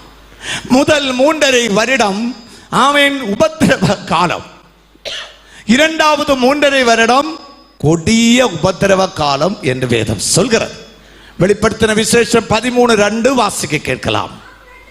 இந்த காலத்தில் வடு சர்ப்பமானது, இந்த ஸ்கிரீன்ல உள்ளது வாசிங்களேன். வடு சர்ப்பமானது தன் பலத்தையும் தன் சிங்காசனத்தையும் மிகுந்த அதிகாரத்தையும் யார் கையில கொடுப்பா? இந்த அந்தி கிறிஸ்துவின் கையிலே கொடுத்து விடுவான். உலகத்தை முழுவதும் அடக்கி ஆட்சி செய்ய போகிறோம். அந்தி கிறிஸ்துவின் கையில ஆட்சி வரும். அவன் இந்த உலகத்தை ஆட்சி செய்வான் என்று வேதம் சொல்கிறார். அவன் ஆட்சியில ஏறின உடனே ஒரு புதிய சிஸ்டம் கொண்டு வருவான். நமக்கு தெரியும், நம்ம ஊர்ல புதிய பொலிட்டிக்கல் பார்ட்டி அரசு அமைத்த உடனே புதிய சிஸ்டம் கொண்டு வரும். முதல்ல ஒரு அரசு இருந்தது. அப்ப சொன்னாங்க எல்லாரும் ஐடி கார்டு எடுக்கணும். நம்ம எல்லாம் ஐடி கார்டு எடுத்தோம். அப்புறம் ஒரு அரசு வந்தது, சொல்லிச்சு எல்லாரும் ஆதார் கார்டு எடுக்கணும். நம்ம எல்லாம் ஆதார் கார்டு எடுத்தோம். அப்புறம் சொன்னாங்க பேன் கார்டு எடுக்கணும். நம்ம எல்லாம் பேன் கார்டு எடுத்தோம். ஏன்? அரசு நம்மை ஆட்சி செய்ய மக்களுக்கு உதவுகிறதான பல திட்டங்களை கொண்டு வரும். ஆதார் கார்டு கொண்டு வந்ததுனால அநேக ரெக்கார்ட்ஸ்கள் இதுக்குள்ளே வைத்து மக்களுக்கு பல காரியங்களில் எளிதாகி கொடுக்க முடிகிறது. பேன் கார்டு சிஸ்டம் கொண்டு வந்தது. நம்ம உலக அளவில் சிந்தித்தால் கல்வர்கள் பணத்தை திருடுகிறவர்களுக்கு திருட முடியாது, கண்டுபிடிச்சிருவாங்க. அப்ப இதை போல மக்களுக்கு பயன்படுகிறதான புதிய காரியத்தை ஒவ்வொரு அரசும் கொண்டு வரும். அதை போலவே அந்தி கிறிஸ்துவின் ஆட்சியில் அவனும் ஒரு சிஸ்டத்தை கொண்டு வருவான். அந்த சிஸ்டம் தான் 666 666 என்று சொல்கிற ஒரு முத்திரை. மனுஷர்கள் எல்லாம் என்ன செய்ய வேண்டுமாம்? இந்த முத்திரையை தரிக்க வேண்டும். அந்தி கிறிஸ்து உலகத்தை ஆட்சி செய்யும் காலத்தில் அவர்களுக்கு இந்த உலகத்தில் வாழணும்னா இந்த ஸ்தோத்திரம், இந்த முத்திரையை அவர்கள் தரிக்க வேண்டும் என்று நிர்பந்தம் செய்யப்படுவார்கள். 666 என்ற முத்திரை. இப்ப இந்த முத்திரை பல காரியங்களிலே பார்க்க முடிகிறது. இப்ப கம்ப்யூட்டர் எடுங்க, கம்ப்யூட்டரை நம்ம எடுத்தா இப்ப எல்லா பிள்ளைகளும் கம்ப்யூட்டர் பயன்படுத்துகிறது. அரசே பிள்ளைகளுக்கு கம்ப்யூட்டர் கொடுக்கிறது. இந்த கம்ப்யூட்டர்லேயே அந்தி கிறிஸ்துவின் ஆவியின் ஒரு இன்ஃப்ளூவன்ஸ் இருக்கிறதாக நமக்கு தெரிகிறது. எப்படின்னா, கம்ப்யூட்டர் என்ற வார்த்தை எழுதின பிறகு COMPUTER மனுஷனை 6வது நாள் ஆண்டவர் படைத்தார் என்று வேதம் சொல்கிறது. ஆதலால் ABCD என்று Z வரை எழுதின பிறகு 6வது நாள் படைக்கப்பட்ட மனுஷன் மேன். அப்ப அவனுக்கு இந்த 6 என்ற எண்ணிக்கை வைத்து Aக்கு 6, Bக்கு 12, Cக்கு 18 இந்த மாதிரி நம்ம மல்டிப்ளை பண்ணிட்டு கம்ப்யூட்டர் என்ற பெயர் எழுதி Cக்கு எவ்வளவு வருகிறது, Mக்கு எவ்வளவு வருது, கடைசி 6 வரையுள்ள ஒவ்வொரு லெட்டருக்கு என்ன எண்ணிக்கை வருகிறது என்று சேர்த்து கூட்டினா 666 என்ற எண்ணிக்கை தான் வரும். உலக அளவில் இந்த 666 எதிர்த்து இன்னைக்கு போராட்டங்கள் நடக்கிறது. இங்க பாருங்க, இதை பார்க்கும்போது புரியும். Aக்கு 6, Bக்கு 12, Cக்கு 18 இப்படி Z வரை எழுதின பிறகு கம்ப்யூட்டர் என்று எழுதி Cக்கு Oக்கு M ஒவ்வொன்றுக்கும் என்ன எண்ணிக்கை வந்தது என்பதை சேர்த்து வாசித்தால் 666 தான் வருது, 666 தான் வருது. அப்போ கம்ப்யூட்டரின் மேலே அந்தி கிறிஸ்துவுக்கு ஒரு ஆதிபத்தியம் இருக்கிறது என்று இன்றைய நமக்கு தெரிய வருகிறது. இனி இன்டர்நெட் எடுங்க. எந்த வெப்சைட்ல ஏறினாலும் முதல்ல 3 W போடணும். www. என்று போட்டு தான் கூகுள் இல்லாட்டி ஏதாவது ஒரு வெப்சைட்ல ஏறுறோம். கல்தைய பாஷையில் W என்பதற்கு நியூமராலஜி எண்ணியலின் படி 6 கொடுக்கப்பட்டிருக்கிறது. அப்ப www சமம் 666. அப்ப இன்டர்நெட்டுக்குள்ளேயும் இன்னைக்கு அந்தி கிறிஸ்துவின் எண்ணிக்கையின் ஒரு இன்ஃப்ளூவன்ஸ் இருக்கிறது. இனி இந்த UPC பார்கோடு எடுத்து பாருங்க. இப்ப சோப்பில பேனையில எல்லா காரியத்திலும் இப்படி ஒரு கோடு நீங்க பார்த்திருப்பீங்க. மால்ல எல்லாம் போனா இதை எடுத்து வச்சு ஹேண்ட் ஸ்கேன் பண்ண உடனே டிக்குன்னு ஒரு சவுண்டு கேட்கும். உடனே கம்ப்யூட்டர்ல எந்த கம்பெனி இது ப்ரொடியூஸ் பண்ணிச்சு, இதனுடைய விலை என்ன, என்னெல்லாம் கண்டென்ட்ஸ் இதுக்குள்ள இருக்கு எல்லாமே வந்துவிடும். ஒரு பேஜ் நிறைய வந்துவிடும். ஜஸ்ட் ஒரு கிளிக் ஹேண்ட் ஸ்கேன் வச்சு. அப்படியே மால்ல எல்லாம் போய் 25-30 திங்ஸ் எல்லாம் வாங்கி என்ட்ரன்ஸ்ல வந்தா ஒரு நொடியில எல்லாம் ஸ்கேன் பண்ணி பில் போட்டு கொடுத்துருவாங்க. முன்னாடி மாதிரி ஒவ்வொன்றா பேப்பர்ல எழுதி என்ன செய்ய வேண்டாம், கூட்ட வேண்டாம். பலசரக்கு கடையில போய் ஒரு மாதத்திற்குள்ள முழுவன் சாதனம் வாங்கி கூட்டி எழுதி தரும்போது காலையில 9 மணிக்கு போனது 2 மணிக்கு தான் வீட்டில் வர முடியும். ஆனா இன்னைக்கு கடையில ஏறி தேவையுள்ளதெல்லாம் குட்டையில போட வேண்டியது. கவுண்டர்ல கொண்டு வச்சா ஸ்கேன் பண்ணுவான், எல்லாம் சேர்த்து கொடுத்துருவான், காசு மட்டும் கொடுக்கணும். அதற்கு காரணம் இந்த UPC பார்கோடு. இது கண்டுபிடித்தவர் ஜார்ஜ் லேரர். இதுக்குள்ளே 3 சீக்ரெட் கோடு இருக்கிறது. இந்த 3 சீக்ரெட் கோடு, ஃபர்ஸ்ட் இந்த 2 லைன், அப்புறம் இந்த 2 லைன், இந்த 2 லைன், இதற்கு ஒரு சீக்ரெட் கோடு வச்சிருக்காங்க. 6 உள்ள 3 சீக்ரெட் கோடுல தான் இந்த சாப்ட்வேர் செயல்படுகிறது, இந்த UPC பார்கோடு செயல்படுகிறது. ஆதலால் இந்த 3 6 எதை காண்பிக்கிறதுனா 666 காண்பிக்கிறது. 666. அப்போ நம்ம வாங்குற பொருட்கள் அதுல இருக்கிற UPC பார்கோடுல கூட ஒரு 666 இருக்கு என்று நம்ம புரிகிறோம். இனி வெளிப்படுத்தின விசேஷம் 13:7 வாசிச்சா, சிறியோரும் பெரியோரும் பணக்காரர்களும் பாவப்பட்டவர்களும் சுதந்திரர்களும் தாசர்களும் எல்லாவர்களின் வலக்கை மேலும் நெற்றி மேலையும் இந்த முத்திரை என்ன செய்ய வேண்டுமாம்? வாசிங்க, தமிழ்ல வாசிங்க. 13:7. மேலும் இந்த அந்த சிறியோரும் பெரியோரும் என்று தொடங்குற பகுதியை வாசிங்க. அங்க என்ன சொல்லப்பட்டிருக்கிறது என்று சொன்னால், எல்லா வித மனுஷர்களும் இந்த 666 என்ற முத்திரையை ஆமே தரிக்கணுமா? எங்க தரிக்கணும்? வலங்கையிலாவது, இங்க பாருங்க, நெற்றியிலாவது. இதை ரெண்டில் ஒரு இடத்துல கண்டிப்பாக 666 என்ற இந்த முத்திரையை மனுஷன் தரிக்க வேண்டும். இல்லாவிட்டால் அவனுக்கு விற்கவோ வாங்கவோ முடியாது. ஒரு அல்லேலூயா சொல்லலாம். இப்ப பாருங்க, உலக அளவில் ஒரு சிப்பு ரொம்ப ஃபேமஸ் ஆயிட்டு வருது. இந்த சிப்பு தான் பயோ சிப், இல்லாவிட்டால் மைக்ரோ சிப். மோட்டோரோலா கம்பெனி கண்டுபிடித்த இந்த சிப்பு ஒரு சின்ன அரிசியினுடைய அளவுதான் இந்த சிப்புக்கு உண்டு. ஆனா இந்த சிப்பினுடைய பயன் என்னன்னா, இது மனுஷ சரீரத்தில் இன்சர்ட் பண்ணிட்டா அவனுக்கு அநேக பிரமாணங்கள், டாக்குமெண்ட்ஸ் கையில கொண்டு போக வேண்டியது இல்லை. Aadhaar card, debit card, credit card, அப்புறம் பேன் கார்டு, பாஸ்போர்ட் எல்லாமே இந்த சிப்புக்குள்ள வைத்து விடுவார்கள். வீட்டில் உள்ள பிரமாணம் எல்லாமே இதுக்குள்ள அவங்க செட்டப் பண்ணிடுவாங்க. இந்த சிப்பு மட்டும் கையில இருந்தா போதும். இப்ப ஏடிஎம் கவுண்டர்ல போனா கிரெடிட் நம்ம ஏடிஎம் கார்டு போடணும், அதுக்குள்ள ஒரு பாக்ஸ் ஓபன் ஆகும். நம்ம என்ன செய்யணும்? நம்முடைய சீக்ரெட் பாஸ்வேர்ட் போடணும். அடுத்த பாக்ஸ் வரும், எவ்வளவு ரூபான்னு டைப் பண்ணணும். அப்புறம் என்று கொடுத்தா உடனே காசு ஏடிஎம்ல வந்துடும். முதல்ல கொண்டு போட்டிருக்கணும், அப்பதான் வரும். ஒரு அல்லேலூயா சொல்லலாம். அவன் இருந்தா வரும், இல்லாட்டி வராது. அதுதான். ஆனா இந்த ஏடிஎம் கார்டு தொலைஞ்சு போகலாம், ஒடிஞ்சு போகலாம். இந்த சிப்பு போட்டுட்டா தேவையில்லை.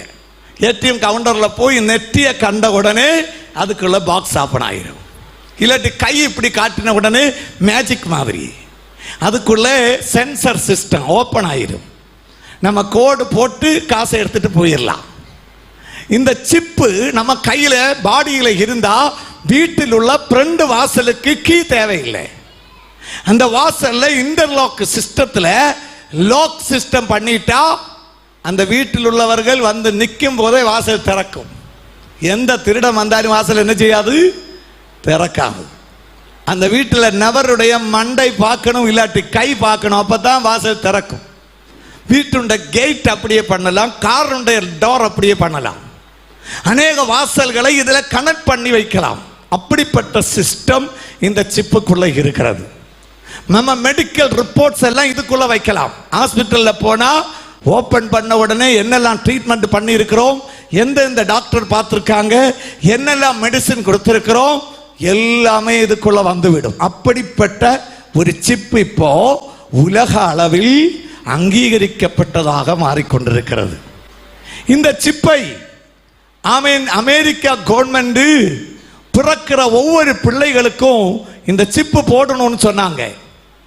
இந்த சிப்பு சரீரத்தில் போட்டுவிட்டால் எளிதாக போடலாம். ஒரு சிரிஞ்சு வச்சு ஜஸ்ட் 1 மினிட்ல தோலுக்குள்ள வச்சிடலாம். ஆபரேஷன், சர்ஜரி ஒண்ணுமே தேவையில்லை. இதை மட்டும் சரீரத்திற்குள்ள வைத்தால் பயங்கரமான பயன் என்று அறிந்து இதை வைக்க அமெரிக்க கவர்மெண்ட் ஒபாமா காலத்திலேயே பெர்மிஷன் கொடுத்தது. அநேகர் வைக்க துவங்கினாங்க. 100 கோடி சிப் இப்ப உண்டு பண்ணி வைத்திருக்கிறார்களாம். அநேக நாடுகளில் இந்த சிப்பை அங்கீகரித்திருக்கிறார்கள். இப்ப இந்த சிப்பை அங்கீகரிச்சா இவர்களை யாருக்கும் தாக்க முடியாது. இப்ப நம்ம பிள்ளைக்குள்ள இந்த சிப் இருந்தா ஸ்கூல்ல என்ன வரும்போது அவனை கிட்னாப் பண்ணாங்கன்னு வச்சுங்க, அவனுடைய சீக்ரெட் கோட் கம்ப்யூட்டர்ல அடிச்சா ஜிபிஎஸ் அவன் எங்க நிக்கிறான்னு காண்பிச்சு கொடுத்துடும். வீடியோ மானிட்டரிங் இதற்கு பண்ண முடியுமா? அப்பேற்பட்ட பல நன்மைகள் இதுக்கு உண்டு என்று சொல்லுகிறார்கள். ஆதலால் இந்த சிப்பு எல்லாரும் போடணுமாம். ஆனால் இந்த சிப்பினுடைய பிரச்சனை, சரீரத்தில் ஒரிக்க போட்டா அப்புறம் எடுக்க முடியாது. இதுக்குள்ள ஒரு லித்தியம் பேட்டரி வச்சிருக்காங்க. அந்த பேட்டரி உடைஞ்சிட்டா விஷம் பிளட்ல ஏறி அந்த மனுஷனுக்கு உயிர் ஆபத்து வர வாய்ப்பு இருக்கிறதாம். ஆதலால் சிப்பு வச்சிட்டா சாகும் வரை எடுக்க முடியாது. இதை அறிந்த உடனே அமெரிக்காவின் கிறிஸ்தவர்கள் பயங்கரமாக சமரம் நடத்தினார்கள். நாங்கள் இது போட மாட்டோம், அந்த கிறிஸ்துவின் காலத்தில் ஒருவேளை அவன் பயன்படுத்த போகிற 666 என்ற முத்திரை இதாக வாய்ப்பு இருக்கிறது. ஆதலால் நாங்கள் இது போட மாட்டோம் என்று ஒரு பெரிய கூட்டம் கிறிஸ்தவர்கள் அமெரிக்காவிலே பயங்கரமாக சமரம் எல்லாம் நடத்தினார்கள். இந்த சிப்புக்கு எதிராக ஒரு அல்லேலியா சொல்லலாமா? Biochip, micro chip. உலகம் எங்க போய் கொண்டிருக்குன்னு பாருங்க. அந்த கிறிஸ்துவின் ஆட்சிக்கு உலகம் ஆயத்தமாய் கொண்டே இருக்கிறது. இந்த சிப்பு மனுஷனுடைய சரீரத்தில் போட்டால் எடுக்க முடியாதாம். இனி இந்த சிப்பை எப்படி சார்ஜ் பண்ணலாம்? இது சார்ஜ் பண்ணாதான் இந்த சிப்பு செயல்படும். சார்ஜ் பண்ணாமல் இது செயல்படுத்த முடியாது. ஆதலால் இந்த சிப்பு, இதுதான் அங்க நடந்ததான சமரம். ஆமே, இந்த சிப்பை சார்ஜ் பண்ணதற்காக உடம்பினுடைய எல்லா பகுதிகளிலும் போட்டு பார்த்தா பிளட்டினுடைய சூடுல இருந்து, வெப்பத்தில் இருந்து ஆட்டோமேட்டிக் சார்ஜ் இந்த லித்தியம் பேட்டரியில நடக்கணும். அப்படிப்பட்ட சிஸ்டம் தான் உண்டு பண்ணி பாடியில வச்சு பார்த்தா எங்க வச்சாலும் இது சார்ஜ் ஏறல. நம்ம மொபைலில் சிம் கார்டு போடுறோம், மொபைலில் சார்ஜ் இருந்தால் தான் செயல்படும். அப்போ இதில் ஒரு சின்ன பேட்டரி இருக்கு, அது சார்ஜ் ஆட்டோமேட்டிக்கலாக நம்ம பிளட்டில் இருந்து சூடுல இருந்து கேற மாட்டேங்குது. அப்போ உடம்பெல்லாம் இட்டு டெஸ்ட் பண்ணி கோடிக்கணக்கான பணம் முடக்கி அநேக நபர்களில் செக் பண்ண கடைசியாக கண்டுபிடித்தார்கள். என்னன்னு தெரியுமா? இந்த சிப்பை கொண்டு வந்து நெத்தியில இந்த ஸ்கல்லினுடைய கேப்புக்குள்ள வச்ச உடனே சார்ஜ் ஏற ஆரம்பித்தது.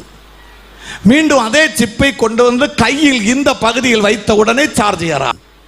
வேதம் 2000 வருடங்களுக்கு முன்பே சொன்னது, வலங்கையிலாவது நெற்றியிலாவது என்ன செய்ய வேண்டும்? 666 என்ற முத்திரை வைக்க வேண்டும். இப்ப அதற்கு ஒப்பாக இந்த சிப்பு வலங்கையிலையும் நெற்றியிலையும் மட்டும்தான் சார்ஜ் ஏறும்னு கண்டுபிடித்து விட்டார்கள். ஆமேன். இது என்ன நமக்கு சொல்ல வருகிறது என்றால், அந்தி கிறிஸ்து இந்த உலகத்தை ஆளும் நாட்கள் நெருங்கி கொண்டே இருக்கிறது. கூடிய சீக்கிரத்திலே இந்த உலகத்தின் ஆட்சி அந்தி கிறிஸ்துவின் கைக்கு போகும் என்பதுதான் இந்த உண்மை நமக்கு சொல்லுகிறது என்பதை நாம் புரிந்து கொள்ள வேண்டும். ஏன்னா உலக அளவில் இந்த சிப்புக்கு அங்கீகாரம் கிடைத்திருக்கிறது. அந்தி கிறிஸ்து இந்த உலகத்தை ஆளும் காலத்தில் அவன் என்னெல்லாம் செய்வான்னு பாருங்க. 13வது அதிகாரம் 13வது வசனம் வாசிக்க கேட்கலாம். வெளிப்படுத்தின விசேஷம் சீக்கிரமாக. வானத்திலிருந்து பூமியின் மேல் அக்கினியை இறங்க பண்ணத்தக்கதாக பெரிய அற்புதங்களை, கரங்களை உயர்த்தி ஒரு அல்லேலூயா சொல்லலாமா? அந்தி கிறிஸ்துவே உலகத்தை ஆளும் காலத்தில் வானத்திலிருந்து அக்கினி இறக்கிற அளவுக்கு அசாதாரணமான செயல்கள் பிசாசின் வல்லமையால் அந்தி கிறிஸ்து செய்வானாம். இதன் நிமித்தம் மக்கள் ஆவேசமடைந்து அவனை தெய்வமாக அங்கீகரிப்பார்கள். உலகத்தை ஆட்சி செய்த நல்ல தலைவர்களை எல்லாம் மக்கள் நேசிச்சிருக்கிறாங்க. தமிழ்நாட்டில் செல்வி ஜெயலலிதா அம்மா, அதை போன்று பலர்களும் நல்ல ஆட்சி செய்த காலங்களில் மக்கள் ஒத்துழைப்பு கொடுத்தார்கள். அவர்களுக்கு உயிர் ஆபத்து வந்த போது சாகிறதற்காக அநேகர் துணிந்தார்கள். கருணாநிதி போன்ற பெரிய பெரிய தலைவர்களுக்காக உயிர் கொடுக்க கூட அநேகர் முன்வர காரணம் அவர்கள் செய்த நல்ல காரியங்கள் தான். உலக அளவில் இப்பேற்பட்ட அதிகாரிகள், அரசு ஆட்சி செய்தவர்களை எல்லாம் மக்கள் நேசித்திருக்கிறார்கள். ஆனா அந்தி கிறிஸ்து இவர்களை போலையும் அல்ல, ஒரு தெய்வத்தை போல பூமியில் பலதும் இது காண்பிக்க ஆரம்பிக்கும். மனுஷன் காண்க வானத்திலிருந்து தீ இறக்கும். அப்போ ஒரு அமானுஷிகமான மனுஷன் என்று மக்கள் ஏற்றுக்கொள்வார்கள். இவரே கடவுள், இவரே தெய்வம் என்று சொல்லி அநேகர் அவரை வழிபட ஆரம்பிப்பார்கள். வெளிப்படுத்தின விசேஷம் 13:15 சொல்லுகிறது.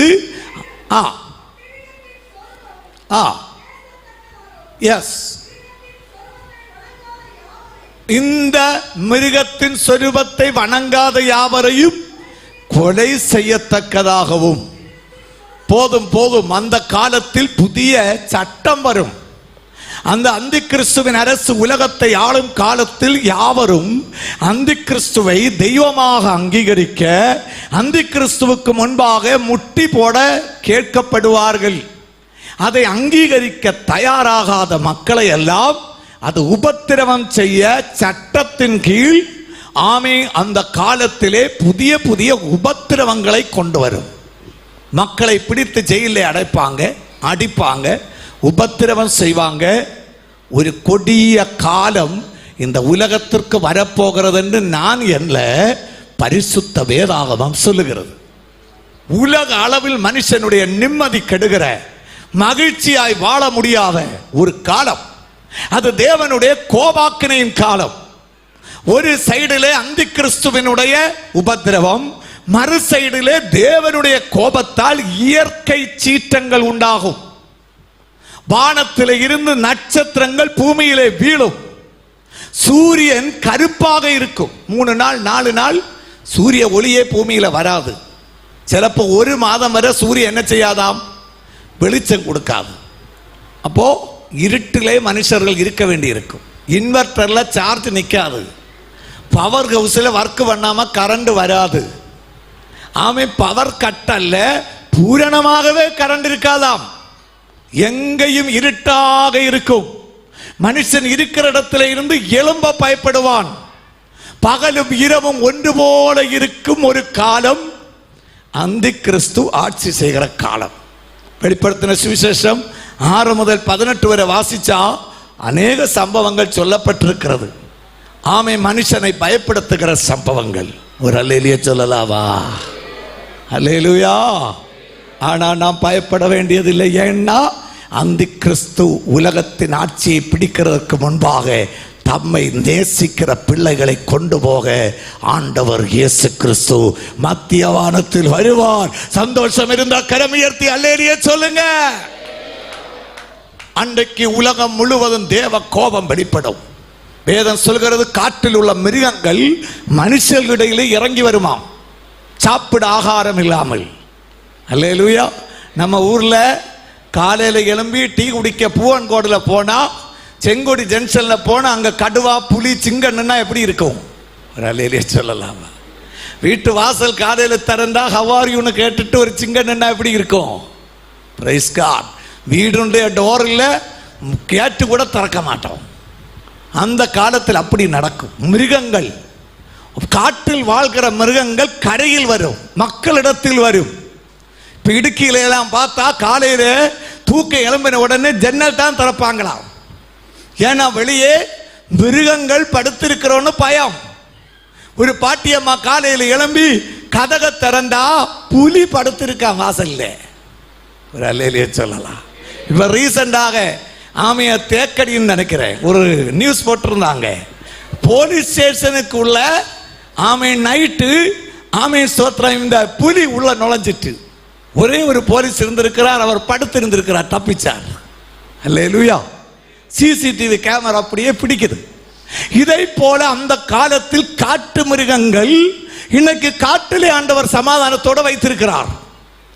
ஏன்னா உலகத்தில் தேவனுடைய ஆட்சி இருக்கிறது, பரிசுத்த ஆவியானவர் பூமியில் இருக்கிறார். அல்லேலூயா சொல்லலாம். உலக மனுஷர்களுக்கு இது சமாதானத்தின் காலம், செழிப்பின் காலம், மகிழ்ச்சியின் காலம். மனுஷர்களுக்கு உயிரோடு சந்தோஷமா வாழ்ந்திருக்க தேவனால் அனுமதிக்கப்பட்ட காலம் இது. ஆனால் அந்த காலத்தை குறித்து வேதம் சொல்கிறது, சமாதானத்தோடு பூமியிலே மனுஷனுக்கு வாழ முடியாதாம். இப்படிப்பட்ட மிருகங்கள் வெளியே வருமா? இது மட்டுமில்ல, பொறுக்காத விருணங்கள், புண்கள் வருமா? யாருக்கும் ஆற்ற முடியாத புண்கள் மனுஷனுடைய சரீரத்தில் வருமாம். இயற்கையின் சீற்றத்தால், சூரியனுடைய வெப்பத்தால் சரீரத்தில் ஆங்காங்கே புண்கள் வரும். இது சுகமாக்க முடியாது. எந்த மெடிசின் போட்டாலும் இது என்ன செய்யாதாம், ஆறாது. கேன்சரை விட பயங்கரமான புண்கள், அதை யாராலும் சுகப்படுத்த முடியாமல் அது மனுஷனை தாக்கும் என்று வெளிப்படுத்தின விசேஷத்தில் எழுதப்பட்டிருக்கிறது. ஒரே ஒரு காரியத்தை சொல்லி ஜெபிக்க போறேன். இங்க பாருங்க, வெளிப்படுத்தின விசேஷம் 9வது அதிகாரம் 1 முதல் 5 வரையுள்ள வசனங்களில் ஒரு காரியம் சொல்லப்பட்டிருக்கிறது. வாசிக்க கேட்கலாம். ஐந்தாம் தூதன் எக்காலம் ஊதினான். அப்பொழுது வானத்திலிருந்து பூமியின் மேல் விழுந்த ஒரு நட்சத்திரத்தை கண்டேன். யோவான் அப்போஸ்தலன் தரிசனத்தில் பார்க்கும்போது அவர் சொல்லுகிறார், ஆமென், 7 தூதர்கள் எக்காலங்களை ஊதுகிறார்கள். அதில் 5வது தேவதூதன் எக்காலத்தை ஊதின போது வானத்தில் இருந்து பூமி மேல் என்ன செய்தது? ஒரு நட்சத்திரத்தை வீழ கண்டேன். வானத்தில் இருக்கிற நட்சத்திரங்களை எண்ணி பார்த்திருக்கிறீர்களா? ஆபிரகாமின் கையை பிடித்து ஆண்டவர் வெளியே கொண்டு வந்து, வீட்டின் வெளியே கொண்டு வந்து வானத்தை காண்பித்து நட்சத்திரங்களை என்ன சொன்னார்? சின்ன பிராயத்தில் நான் நட்சத்திரத்தில் இருக்கிறேன். வீட்டு வெளியே வந்து எண்ணி நட்சத்திர கூட்டங்கள் கோடிக்கணக்காக இருக்கிறது, எண்ணவே முடியாது. அதுல 3 தர நட்சத்திரங்கள் இருக்கிறதாம்.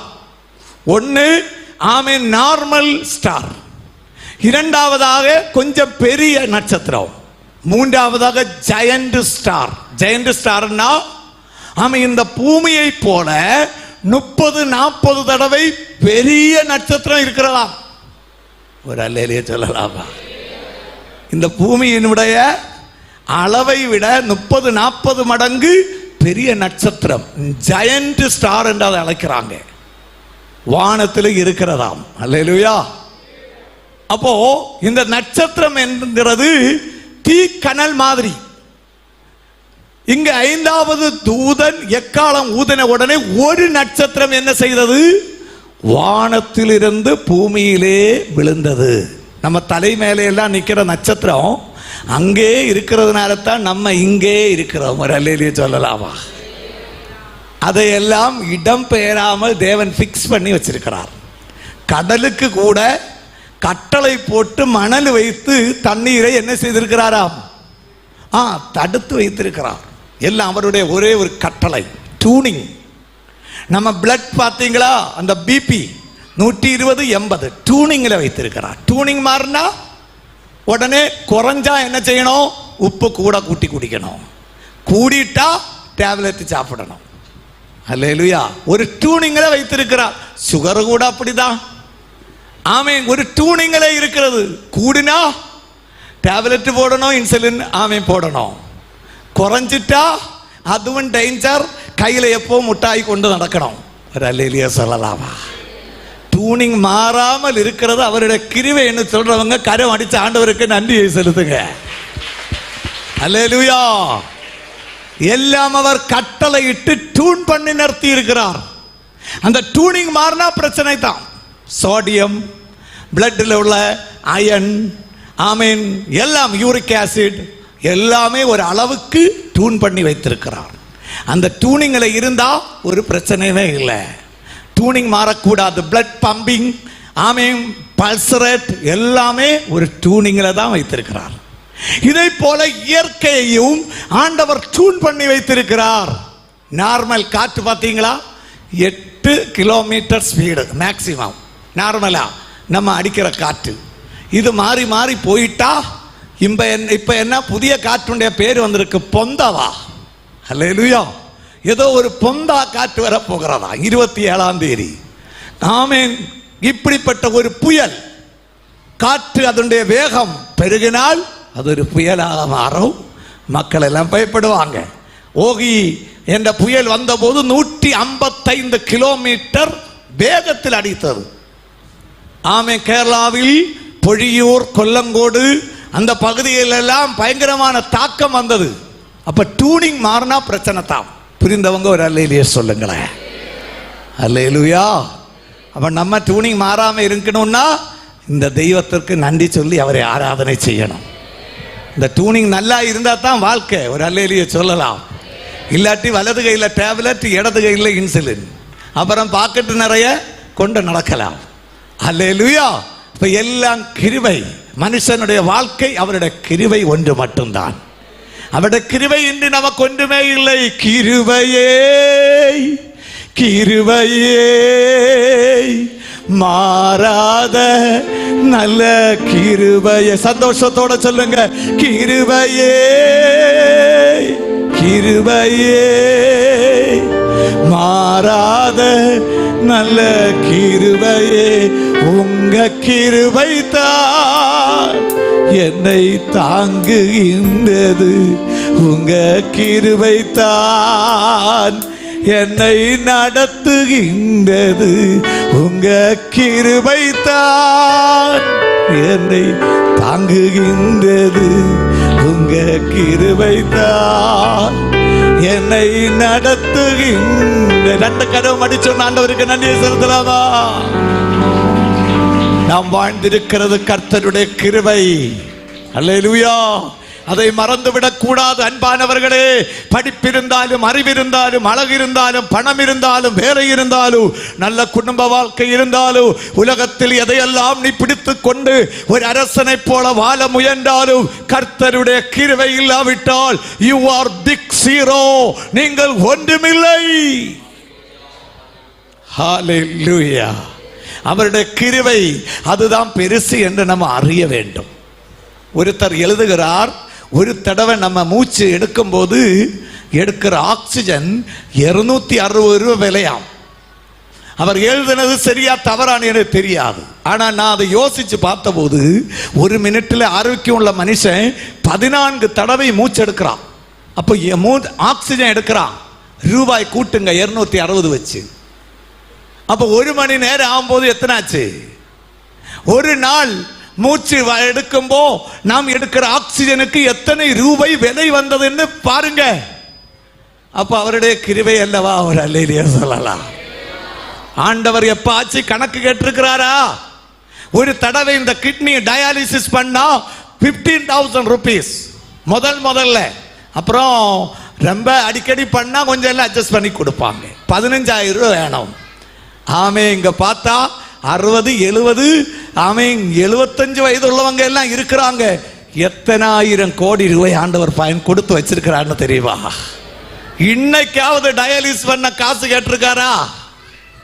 அப்ப கிருபை தானே ஒரு அல்லேலூயா சொல்லலாம். ஆமே. இங்க வேதம் சொல்கிறது, ஒரு நட்சத்திரத்தை கீழே விழ கண்டேன். அப்ப என்ன நடந்ததாம்? அவனுக்கு வாசிங்க பாதாள குழியின் திறவுகோல் கொடுக்கப்பட்டது. பாதாள குழியை அந்த தேவதூதன் திறந்தான். உடனே பெருஞ்சூளையின் புகையை போல அந்த குழியில் இருந்து புகை எழும்பிட்டான். வாசிங்க. அந்த குழியின் புகையினால் சூரியனும் ஆகாயமும் அந்தகாரப்பட்டது. மதி இந்த பெருஞ்சூளையில் இருந்து குழியில் இருந்து பொங்கின புகையால் சூரியனோ வானமும் என்ன ஆகிவிட்டது? அந்தகாரமானது, இருட்டாக மாறினது. வானத்தில் டார்ச் அடிச்சு வெளிச்சம் காமிக்க முடியுமா? அல்லேலூயா. இந்த பிரபஞ்சம் முழுவதும் இருட்டானா எப்படி இருக்குன்னு பாருங்க. யாத்ராமத்தில் வாசிக்கும்போ 3 நாள் இருட்டு வந்துட்டான். எகிப்துல இருந்த இடத்துல இருந்து ஆட்கள் எழும்பவில்லையாம். அவ்வளவு கட்டியான இருட்டு. எத்தனை நாள்? 3 days. இருந்த இடத்துல இருந்து எழும்பல. அப்ப ஆலோசிச்சு பாருங்க. சாப்பிட முடியுமா? ஆமே. தண்ணி குடிக்க முடியுமா? அப்பாவை பார்க்க முடியாது, அம்மாவை பார்க்க முடியாது. அவ்வளவு இருட்டு.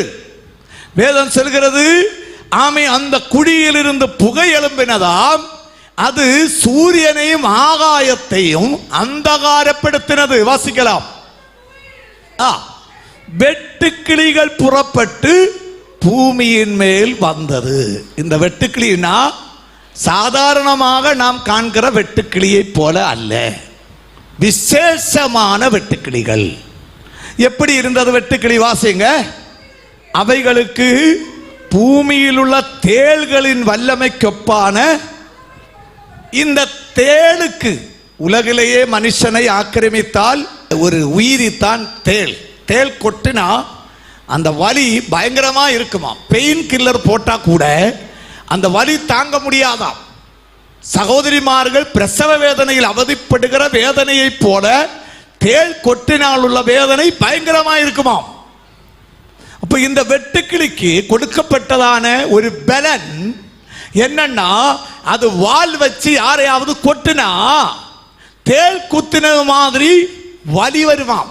அப்படிப்பட்ட ஒரு வெட்டுக்கிளி. வாசிங்க. இந்த வெட்டுக்கிளி சேதப்படுத்த கூடாதுன்னு அதுக்கு கட்டளை. சாதாரணமாக வெட்டுக்கிளி பயிர் வகைகளைத்தான் அழிக்கும். கொரோனா காலத்தில் குஜராத்திலேயே மற்ற சில பகுதிகளிலே இந்த வெட்டுக்கிளி வந்தது, விவசாய நிலங்களை எல்லாம் அழித்தது. திருநெல்வேலி மாவட்டத்திலே வந்ததாக செய்தியில பார்த்தேன். ராஜஸ்தான், பஞ்சாப் பல இடத்திலேயும் வெட்டுக்கிளிகள் வந்து அந்த ஏரியாவை அழித்தது. உலக அளவில் பஞ்சம் உள்ள பல தேசங்களிலும் வெட்டுக்கிளி வந்திருக்கிறதாம். சொமாலியா, எத்தியோப்பியில எல்லாம் இது கூட்டமாக கோடிக்கணக்காக வரும். ஒரு விவசாய நிலத்தை முழுவதும் கவர் பண்ணி அங்கே இருக்கிற இலைகள் எல்லாமே இது அழித்து விடும். அந்த மரத்தடி மட்டும்தான் நிற்கும், பாக்கி எல்லாமே அழிக்கும். ஆனா தேவனுடைய கட்டளை, எந்த பயிர் வகைக்கும் எந்த கேடும் என்ன செய்யக்கூடாது. அல்லேலூயா. கர்த்தர் கட்டளை இட்டால் அப்படியே நடக்கும். அல்லேலூயா. தேவனாகிய கர்த்தர் சொன்னார், அதற்கப்புறம் ஒண்ணுமே செய்ய முடியாது. ஆமென். வாசிங்க, கீழே வாசிக்கலாம் சீக்கிரம். தங்கள் நெற்றிகளில் தேவனுடைய முத்திரையை தரித்திராத மனுஷரை மாத்திரம் சேதைப்படுத்த அவைகளுக்கு உத்தரவு கொடுக்கப்பட்டது. நல்லா கேளுங்க. தங்கள் நெற்றிகளில் தேவனுடைய முத்திரை. அந்தி கிறிஸ்து ஆட்சி செய்கிற காலத்திலே அந்தி கிறிஸ்துவின் முத்திரை நெற்றிகளில் ஏற்காமல் இயேசுவுக்காக ஒரு கூட்டத்தார்கள் அந்த காலத்தில் மேசியாவுக்காக நிற்பார்கள். தீர்க்க தரிசனப்படி பார்த்தா அது மற்ற யாரும் இல்லை, இஸ்ரவேலர்கள். இன்னைக்கு இஸ்ரவேலர்கள் மேசியா இயேசுவை அங்கீகரிக்கல. இயேசு பிறக்கலைன்னு அவங்க இப்போ நம்புகிறார்கள். இஸ்ரவேலில் வயரை சூனியமாக என் வயரிலே இயேசு பிறக்கணும்னு சொல்லி பரிசுத்தமாக புண்ணியத்தோடு வாழ்கிற பெண்கள் இன்னைக்கு இஸ்ரவேலில் இருக்கிறார்களாம். பக்தி உள்ள பெண்கள். அவர்கள் நம்புகிறார்கள் மேசியா இஸ்ரவேலை மீட்க உடனே வருவார். அவருக்கு பிறப்பு கொடுக்க சொந்த வயிறை காப்பாற்றி பரிசுத்தமாய் வாழ்கிற ஆயிரக்கணக்கு பெண்கள் இஸ்ரவேலில் இருக்கிறாங்கன்னு என்னை பைபிள் காலை படிப்பித்த ஒரு யகூதி டீச்சர், ஒரு ஜூவிஷ் டீச்சர் சொன்னார். அப்படிப்பட்ட பக்தி உள்ள பெண்கள் இஸ்ரவேலில் இருக்கிறார்களா? அப்போ பிறந்த இயேசுவை, சிலுவையில் அறைந்த மரித்து உயர்த்தெழுந்த இயேசுவை இப்போ இஸ்ரவேலர்கள் நம்பல. அல்லேலூயா. காணாமல் போன ஆடுகளை தேடித்தான் வந்தேன்னு சொன்னார். ஆனா அவங்க என்ன செய்யல, நம்பவில்லை. இன்னைக்கும் அப்படித்தான். இயேசு உங்களுக்காய் மரித்தார், உயிரை கொடுத்தார்னு சொன்ன அநேகர் நம்புகிறதில்லை. இயேசுவின் இரத்தத்தால் உள்ள பாவ மன்னிப்பை நம்புகிறதில்லை. பாவ மன்னிப்புக்கென்று எதெல்லாமோ செல்கிறார்கள். பெரிய மலைகளிலே ஏறுகிறார்கள், பல காரியங்கள் செய்கிறார்கள், ஒவ்வொருடைய விசுவாசத்தின் படி செல்கிறார்கள். குறை சொல்லவில்லை. ஆனால் வேதம் சொல்கிறது, இயேசுவின் இரத்தம் மனுஷனுடைய பாவத்தை போக்க போதுமானதாக இருக்கிறது. ஒரு அல்லேலியே சொல்லலாமா? வேறொருவரிலும் ரட்சிப்பு இல்லை. ஹல்லேலூயா. இந்த உண்மை இன்றைய உலகத்தில் மனுஷன் நம்ப மாட்டேங்கிறான். நான் கூட ஒரு காலத்தில் நம்பாதத்தான் இருந்தேன். வாழ்க்கை தொலைக்கப்பட்ட ஒரு காலம் இருந்தது. சாவுக்கு நேராக நடந்த ஒரு காலம். 10வது வகுப்பு படிக்கும் போது சாகிறதற்காக தற்கொலை செய்ய முயற்சி பண்ணினேன். அவ்வளவு வாழ்க்கை பிசாசின் செயல்களால் வஞ்சிக்கப்பட்ட ஒரு வாழ்க்கையாய் காணப்பட்டது. ஆனால் இந்த இயேசுவை கண்டு முட்ட பாக்கியம் தேவன் கொடுத்தார். இந்த இயேசுவை இரட்சகராக ஏற்றுக்கொள்ள கர்த்தர் கொடுத்த பாக்கியம். ஒரு அல்லேலூயா சொல்லலாமா? இந்த இயேசுவை மட்டும் கண்டு முட்டாமல் இருந்திருந்தால், இந்த இயேசுவை மட்டும் இரட்சகராக ஏற்றுக்கொள்ளாமல் இருந்திருந்தால், இந்த இயேசு மட்டும் என் வாழ்வில் வராமல் இருந்திருந்தால், பிரியமானவர்களே, என்னைக்கோ மரித்து என்னுடைய கல்லறையிலே பெரிய மரம் வளர்ந்திருக்கும். அல்லேலூயா. இதை நான் சொல்லும் போது இங்க அநேகர் இருந்தா இதே வார்த்தை தான் சொல்றாங்க. அல்லேலூயா. ஆமென். நமக்கு வாழ்க்கை கொடுத்த ஆண்டவருக்கு ஒரு அல்லேலூயா சொல்லலாமா? ஆதலால் இந்த சத்தம் கேட்கிற சகோதரனே, சகோதரியே, நீ எங்க இருந்து கேட்டாலும் உனக்கு ரட்சிப்பு இயேசுவால் கிடைக்கும், பாவ மன்னிப்பு கிடைக்கும். இயேசுவின் இரத்தத்தால் கழுகப்படலாம். ஒரு காசு போலும் செலவாக்காமல், எந்த சம்பிரதாயங்களும் இல்லாமல், எந்த ஆசாரங்களும் இல்லாமல், எந்த உன்னுடைய தியாகமும் இல்லாமல், இயேசுவே என்னுடைய உள்ளத்தில் வாரும் என்று மட்டும் சொன்னால் அவர் உன்னுடைய இருதய வாசல்ல முட்டிக் கொண்டிருக்கிறார். அவர் உனக்குள்ளே வருவார். ஹல்லேலூயா. இந்த இயேசு வந்த வாழ்க்கை எவ்வளவு ஆசீர்வாதமா இருக்கும்னு தெரியுமா? Praise God. இயேசு உள்ள வாழ்க்கை ராஜ வாழ்க்கை. அதனால் தான் அறிவியல் விஞ்ஞானி ஜேம்ஸ் சிப்சன் சொல்கிறான், இயேசு வாழ்ந்திருந்த காலத்தில் நான் இருந்திருந்தா, ஆமென் ஸ்தோத்திரம், என்னுடைய ஆமென் ஸ்தோத்திர வாழ்க்கையில் அவருடைய பாதத்தை கட்டிப்பிடித்து முத்தம் செய்திருப்பேன். என்னுடைய மரணத்தை கர்த்தர் நிறுத்தல் செய்வார். யாருங்க என்ன செய்ய முடியாது? சாக முடியாது. 5 months 5 மாதம் மரிக்கவே முடியாது. ஆமென். வேதனை தாங்க முடியாமல் கிணத்துல போய் சாடினா நடு ஒடிஞ்சு அங்கத்தான் கிடப்போம். 5 மாதம் சாக மாட்டோம். ட்ரெயின்ல போய் தலை வச்சா தலை அந்த பக்கம், பாடி இந்த பக்கம், சாக மாட்டோம். கயிறு போட்டு ஃபேன்ல தூங்குனா தொங்கிக் கொண்டே 5 மாதம் நிற்போம், சாக மாட்டோம். சாக முடியாத மரணத்தை ஆண்டவர் கேன்சல் பண்ணுவார். எவ்வளவு முயற்சித்தாலும் சாக முடியாது. வெட்டு கத்தி எடுத்து வச்சு வெட்டினா பீஸ் பீஸா விழுவாமே தவிர சாக மாட்டோம். டேப்லெட் எல்லாம் வாரி உழுங்கினா எல்லாம் வெளியே போகும், சாக மாட்டோம். மனுஷனுக்கு சாவு இல்லாத 5 மாதம். இந்த கொட்டு ஏற்ற உடனே இந்த மனுஷனை ஹாஸ்பிட்டலுக்கு கொண்டு போறாங்க. ஹாஸ்பிட்டலுக்கு கொண்டு போன உடனே என்ன நடக்கிறது? பெயின் கில்லர் கொடுக்கிறார்கள், இன்ஜெக்ஷன் போட்டாங்க, அப்புறம் டேப்லெட் போட்டாங்க. வலி மாறவே இல்லை. வலி மாறாத, வேதனை மாறாத 5 மாதங்கள் 5 மாதங்கள் மனுஷன் தாக்கப்பட்டு உலக அளவில் அந்த காலத்தில், அந்தி கிறிஸ்துவின் ஆட்சியின் காலத்தில், தேவனுடைய கோபாக்கினையின் காலத்தில் மனுஷன் இந்த பூமியிலே இந்த வெட்டுக்கிளியின் கொட்டு ஏற்று விஷம் ஏறி வேதனையோடு வாழ்கிற ஒரு கொடிய காலம் இந்த உலகத்திற்கு வரப்போகிறது. ஒரு அல்லேலூயா சொல்லலாமா? பணம் இருந்தாலும், மல்டி ஸ்பெஷாலிட்டி ஹாஸ்பிட்டல் இருந்தாலும் தப்ப முடியாது. இது வீட்டுக்குள்ள நுழைஞ்சு வரும். வெளியிறங்க முடியாது.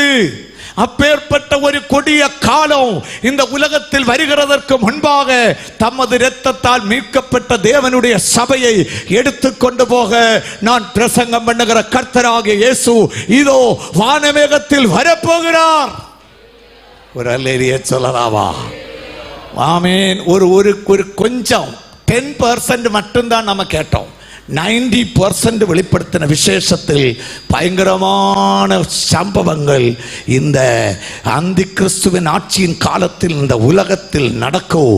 ஆனால் பூமியில் மனுஷர்களாகிய நாம் இதிலிருந்து தப்பித்துக் கொள்ள பரிசுத்த வேதாகமம் சொல்லும் ஒரே ஒரு வழி, கர்த்தராகிய இயேசுவை இரட்சகராக ஏற்றுக்கொண்டு முழுக்க ஞான ஸ்நானம் பெற்று ஜீவ புஸ்தகத்தில் பெயர் எழுதப்பட்டு இந்த உலகத்தில் பரிசுத்தமாய் வாழ்ந்து சத்துருக்களை நேசித்து பிற மனுஷர்களுக்கு மாதிரியாய் வாழ்ந்து தேசத்திற்கு சாட்சியாக, சபைக்கு சாட்சியாக, அரசுக்கு தலைவலி வருத்தாத, சட்டங்களுக்கு கீழ்ப்பட்டு அருமையாக வாழ்கிற ஒரு வாழ்க்கை உங்களுக்கும் எனக்கும் இருந்தால் எக்காலம் துணிக்கும் போது நாம் கர்த்தருடைய சமூகத்தில் எடுத்துக் கொள்ளப்படுவோம்.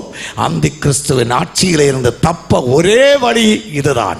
உலகத்தை கொடூரமான பல அரசர்கள் ஆட்சி செய்திருக்கிறார்கள். நீரோ பயங்கரமான கொடூர மனுஷனாயிருந்தான்.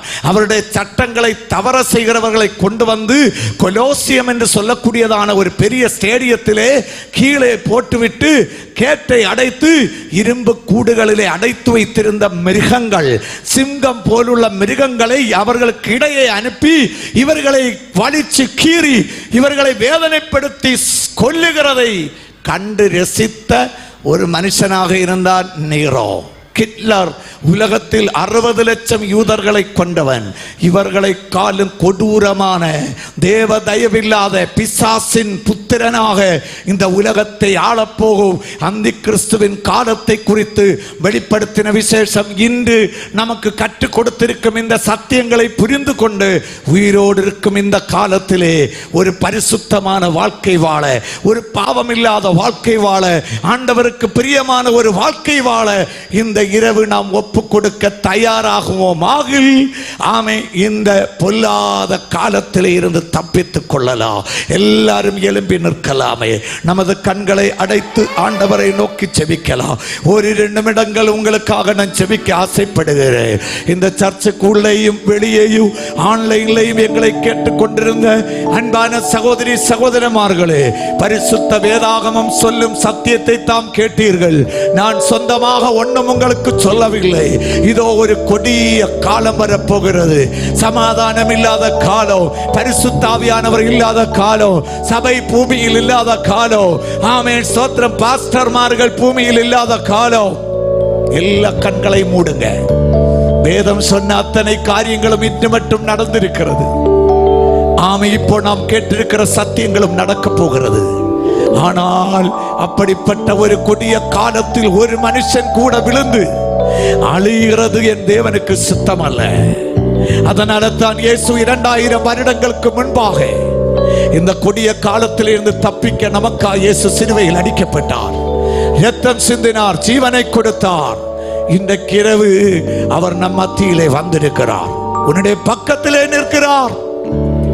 எங்க இருந்து இந்த சத்தத்தை கேட்டுக்கொண்டிருந்தாலும் கண்ணை மூடி சொல்லுவீங்கள், ஆண்டவரே, ஒரு கொடிய காலம் இந்த உலகத்தில் ஆரம்பிக்கிறதுக்கு முன்பாக இந்த சமாதான காலத்தில், இந்த சந்தோஷ காலத்தில், ஆமே சபை பூமியிலே உள்ள இந்த காலத்திலே ஜெபிக்கிற தேவ பிள்ளைகள் பூமியில் உள்ள காலம், உபவாசங்கள், கன்வென்ஷன்கள் நடக்கிற காலம், இயேசுவை ஆராதிக்க சுதந்திரம் கிடைத்திருக்கிற ஒரு காலம், உலகெங்கும் பரிசுத்தவான்கள் தேவனை கும்பிடுகிற ஒரு காலம்.